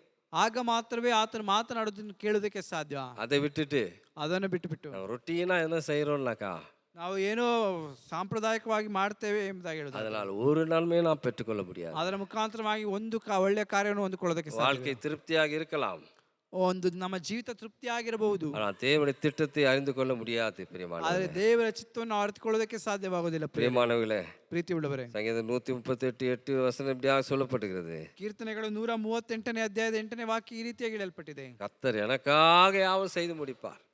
ಕರ್ತನು ನನಗೋಸ್ಕರವಾಗಿ ಎಲ್ಲ ಕಾರ್ಯವನ್ನು ಮಾಡೋದಕ್ಕೆ ಸಾಧ್ಯ. அல்லேலூயா. அவர் நமக்காக எல்லா காரியத்தை செய்கிறாராங்க. ಆತ ನನಗೋಸ್ಕರವಾಗಿ ಎಲ್ಲ ಕಾರ್ಯವನ್ನು ಮಾಡ್ತಾನೆ, ஒரு நன்மையும் குறைபடாதபடி ಅದರಲ್ಲಿ ಯಾವುದೇ ಕಾರ್ಯವೂ ಕೊರತೆ ಇಲ್ಲದ ಹಾಗೆ எல்லாவற்றையும் செய்து முடிக்கிறார். என்னுடைய வேலையை செய்கிறார், என்னுடைய ஊழியத்திலும் உதவியாக இருக்கிறார், எனக்கு ஆலோசனை கர்த்தராக இருக்கிறார், எனக்கு எல்லாவற்றுக்கும் எல்லாமா இருக்கிறார். ನನಗೆ ನನ್ನ ಸೇವೆಯಲ್ಲಿ ಸಹಾಯಕನಾಗಿದ್ದಾನೆ, ನನ್ನ ಕೆಲಸಗಳನ್ನು ಮಾಡ್ತಾನೆ, ಆತನು ಎಲ್ಲಾ ವಿಷಯಗಳಲ್ಲಿ ನನಗೆ ಸಹಾಯಕನಾಗಿದ್ದಾನೆ. அல்லேலூயா. ಹಲ್ಲೆಲೂಯಾ. அவர் என்னை வழி நடத்துகிறார் ಆತನು ನನ್ನ ಮಾರ್ಗ ನಡೆಸ್ತಾನೆ என்று அதான் ஒரே ஒரு வார்த்தையில முடிக்கிறார் அவர். ಎಂಬುದಾಗಿ ಆತನು ಒಂದೇ ಒಂದು ವಾಕ್ಯದಲ್ಲಿ ಮುಗಿಸ್ತಾನೆ. நமக்கு என்னென்ன தேவையோ அது எல்லாரும் செய்து முடிக்கிறார். ನಮಗೆ ಏನೇನು ಅವಶ್ಯಕತೆ ಆಗಿದೆಯೋ ಅದೆಲ್ಲವನ್ನು ಆತನು ನೆರವೇರಿಸ್ತಾನೆ. இவ்வளவு நல்ல தேவனை, ಇಷ್ಟು ಒಳ್ಳೆ ದೇವರನ್ನು அவருக்காக நாம் என்ன செய்கிறோம்? ಅವರಿಗೋಸ್ಕರವಾಗಿ ನಾವೇನ್ ಮಾಡ್ತೇವೆ? யோசித்து பார்க்கணும் பிரியமான. ಯೋಚಿಸಿ ನೋಡ್ಬೇಕು ಪ್ರಿಯರೇ. அல்லேலூயா. ಹಲ್ಲೆಲೂಯಾ. ஒரு சிறு வேலை ಒಂದು ಸಣ್ಣ ಕೆಲಸ ஆண்டவருக்காக செய்யுங்கள் பிரியமானவர்களே. ಆ ದೇವರಿಗೋಸ್ಕರವಾಗಿ ಮಾಡಬೇಕು. நிச்சயமாக உங்களை கொண்டு ஆண்டவர் பெரிய காரியங்களை செய்வார். ನಿಶ್ಚಯವಾಗಿ ನಿಮ್ಮನ್ನು ತೆಗೆದುಕೊಂಡು ದೇವರು நீங்க அதை அர்ப்பணிக்கும் போது தான் உங்க மேல இருக்கிற திட்டத்தை அவர் வெளிப்படுத்துவார். ಆ ರೀತಿಯಾಗಿ ನೀವು ಸಮರ್ಪಿಸುವಾಗ ಮಾತ್ರವೇ ನಿಮ್ಮ ಮೇಲಿರ್ತಕ್ಕಂಥ ಆಲೋಚನೆ ಆತ ನೆರವೇರಿಸ್ತಾನೆ. கண்கள் மூடி ஜெபம் பண்ணலாம். ನಾವು ಕಣ್ಣುಗಳನ್ನು ಮುಚ್ಚಿ ಪ್ರಾರ್ಥಿಸೋಣ. ஒருவேளை புறுபுறுப்போடு வந்த சகோதரனே சகோதரியே, ಒಂದು ವೇಳೆ ಗೊಣಗುಟ್ಟುವಿಕೆಯಿಂದ ಆದು ಬಂದಂತಹ ಸಹೋದರ, உன் வாழ்க்கையில பெற்றுக்கொள்ள கூடாத இருக்கிற எத்தனையோ காரியங்கள் இருக்கலாம். ನಿನ್ನ ಜೀವಿತದಲ್ಲಿ ಹೊಂದಿಕೊಳ್ಳೋದಕ್ಕೆ ಆಗದೇ ಇರತಕ್ಕಂಥ ಕಾರ್ಯಗಳು ಎಷ್ಟೋ ಇರಬಹುದು. ஆனா வேதம் சொல்லுகிறது, ಆದರೆ ಸತ್ಯವೇದ ವಾಕ್ಯ ಹೇಳ್ತದೆ, உனக்கு அவர் சேவை செய்ய ಆತನು ನಿನಗೆ ಸೇವೆ ಮಾಡೋದಕ್ಕೋಸ್ಕರವಾಗಿ அவர் சோர்ந்து போகிறதும் இல்லை, ಆತನು ಸೋತು ಹೋಗುವುದಿಲ್ಲ, இளைப்பாறுவதும் இல்லை, ಆತನು ವಿಶ್ರಾಂತಿಗೊಳ್ಳುವುದೂ ಇಲ್ಲ, அவர் உறங்குவதும் இல்லை, ಆತನು ಹೊರಗೆ ನಿದ್ರಿಸುವುದೂ ಇಲ್ಲ, தூங்குவதும் இல்லை. ಆತನು ತೂಕುಡಿಸುವುದೂ ಇಲ್ಲ. பிரியமானவர்களே, ಪ್ರೀತಿಯುಳ್ಳವರೇ, நம்ம மேல் நோக்கமா இருக்கிற ஆண்டவருக்கு, ನಮ್ಮ ಮೇಲೆ ಆತನು ದೃಷ್ಟಿ ಇಟ್ಟಿರ್ತಕ್ಕಂಥ ದೇವರಿಗೆ நம்முடைய சொந்த இச்சையின்படி சொந்த ஆசையில நிறைவேற்றும் என்ற காரியங்களுக்காக ஜெபம் பண்ணுவோமா? ನಮ್ಮ ಸ್ವಂತ ಇಚ್ಛೆಯಿಂದಲೂ ನಮ್ಮ ಸ್ವಂತ ಕಾರ್ಯಗಳಿಂದಲೂ ನೆರವೇರಿಸುವುದಕ್ಕೋಸ್ಕರವಾಗಿ ದೇವರಲ್ಲಿ ಪ್ರಾರ್ಥಿಸೋಣ. இல்ல ஆண்டவரே, உம்முடைய சித்தம் என்ன ஆண்டவரே? ಇಲ್ಲವಾದ ದೇವರೇ, ನಿನ್ನ ಚಿತ್ತವೇನು? அதன்படி நடக்க எனக்கு உதவி செய்யும். ಅದರ ಪ್ರಕಾರವಾಗಿ ನಡೆಯೋದಕ್ಕೆ ನನಗೆ ಸಹಾಯ ಮಾಡು. ஒருவேளை நீங்க எதிர்பார்க்கிறது சின்ன காரியமா இருக்கலாம் பிரியமானவர்களே. ಒಂದು ವೇಳೆ ನೀವು ಎದುರು ನೋಡುವಂತದ್ದು ಸಣ್ಣ ಕಾರ್ಯವಾಗಿರಬಹುದು ಪ್ರಿಯರೇ. ஆனால் அவர் சித்தப்படி நடக்கும்போது தேவன் பெரிய காரியங்களை உங்களுக்காக செய்வார். ಒಂದು ವೇಳೆ ಆತನ ಚಿತ್ತದ ಪ್ರಕಾರವಾಗಿ ನಾವು ಬೇಡುವಂತ ಸಂದರ್ಭದಲ್ಲಿ ಆತನ ದೊಡ್ಡ ಕಾರ್ಯವನ್ನು ಮಾಡುವ, நினைப்பதற்கு யோசிப்பதற்கு மேலான காரியத்தை செய்வார். ಆಮೇಲೆ ನಾವು ನೆನೆಸೋದಕ್ಕಿಂತಲೂ ಆಲೋಚಿಸೋದಕ್ಕಿಂತಲೂ ದೊಡ್ಡದಾದಂತ ಕಾರ್ಯಗಳನ್ನು ಆತನ ಮಾಡ್ತಾನೆ. உங்க வாழ்க்கையை மாற்ற ஆண்டவர் வல்லவராய் இருக்கிறார். ಆತನ ಜೀವಿತವನ್ನು ಬದಲಾಯಿಸಲು ಆತನ ಶಕ್ತನಾಗಿದ್ದಾನೆ.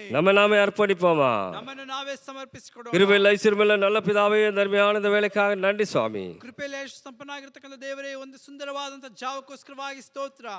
அநேக வேளையில நாங்கள் எங்களுக்காகத்தான் ஜெபம் பண்றோம் ஆண்டவரே. ಅನೇಕ ಸಂದರ್ಭಗಳಲ್ಲಿ ನಮಗೋಸ್ಕರವಾಗಿಯೇ ನಾವು ಪ್ರಾರ್ಥಿಸುತ್ತೇವೆ. உம்மை ஞானமாய் அறிந்து கொள்ளாதபடிக்கு, ನಿಮ್ಮನ್ನು ಜ್ಞಾನವಂತನಾಗಿ ಎಂಬುದಾಗಿ ನಾವು ಅರಿತುಕೊಳ್ಳದ ಹಾಗೆ, உம்முடைய வல்லமையில அறிந்து கொள்ளாதபடி, ನಿನ್ನ ಬಲವನ್ನು ನಾವು ಅರಿತುಕೊಳ್ಳದ ಹಾಗೆ, உம்முடைய மகத்துவங்கள் என்னன்னு தெரியாதபடி நாங்கள் ஜெபம் பண்றோம் ஆண்டவரே. ನಿನ್ನ ಮಹತ್ವಗಳು ಏನೆಂಬುದಾಗಿ ತಿಳಿಯದವರಾಗಿ ನಾವು ಪ್ರಾರ್ಥಿಸುತ್ತೇವೆ. அதனால அநேக வேளையில நாங்கள் தோல்வி சந்திக்கிறோம். ಆದ್ದರಿಂದಲೇ ನಾವು ಸೋಲುಗಳನ್ನು ಸಂಧಿಸುತ್ತೇವೆ. ஆண்டவரே, நீர் எப்படிப்பட்டவர் என்பதை நான் இப்போ பார்த்த சாமி. ದೇವರೇ, ನೀನು ಎಂತವನು ಎಂಬುದಾಗಿ ನಾವೀಗ ನೋಡಿದ್ದೇವೆ. உமக்காக எழுந்து பிரகாசிக்க எங்களை உதவி செய்யும். ನಿಮಗೋಸ್ಕರವಾಗಿ ಎದ್ದು ಪ್ರಕಾಶಿಸುವಂತೆ ನಮಗೆ ಸಹಾಯ ಮಾಡು. எங்கள் மேல் நோக்கமா இருக்கிற ஆண்டவரே, உமக்காக ஏதாவது செய்திட, உம்முடைய சித்தத்தைப்படி செய்திட நாங்கள் அர்ப்பணிக்கிறோம் ஆண்டவரே. ನಮ್ಮ ಮೇಲೆ ದೃಷ್ಟಿ ಇಟ್ಟಿರ್ತಕ್ಕಂಥ ದೇವರೇ, ನಿನಗೋಸ್ಕರವಾಗಿ ನಿನ್ನ ಚಿತ್ತದ ಪ್ರಕಾರವಾಗಿ ಏನಾದ್ರು ಮಾಡೋದಕ್ಕೆ ನಮಗೆ ಕ್ರಿಯೆ ಮಾಡು. வந்திருக்கிற ஒவ்வொருவரும் நீர் ஆசீர்வதிப்பீராக. ಪ್ರತಿಯೊಬ್ಬರನ್ನು ನೀವು உமது வல்லமையினால் நிரப்பும்படியா ஜெபிக்கிறோம். ಬಲದಿಂದ ತುಂಬಿಸುವುದಾಗಿ ಪ್ರಾರ್ಥಿಸುತ್ತೇವೆ. ಯೇಸುವಿನ ಜೆபிக்கிறோம் பிதாவே. ಯೇಸುವಿನ ನಾಮದಲ್ಲಿ ಪ್ರಾರ್ಥನೆ ಕೇಳು ತಂದೆಯೇ. ಆಮೆನ್. ನನ್ನ ಮನವೇ ಯೋನು ಕೊಂಡಾಡು, ನನ್ನ ಸರ್ವೇಂದ್ರ ಪವಿತ್ರ ನಾಮನೇ ಕೀರ್ತಿಸಲಿ. ನನ್ನ ಮನವೇ ಯೋನು ಕೊಂಡಾಡು, ಆತನು ಮಾಡಿದಂತ ಉಪಕಾರಗಳನ್ನು ಮರೆಯಬೇಡ. Hallelujah, hallelujah, hallelujah. May God bless you all.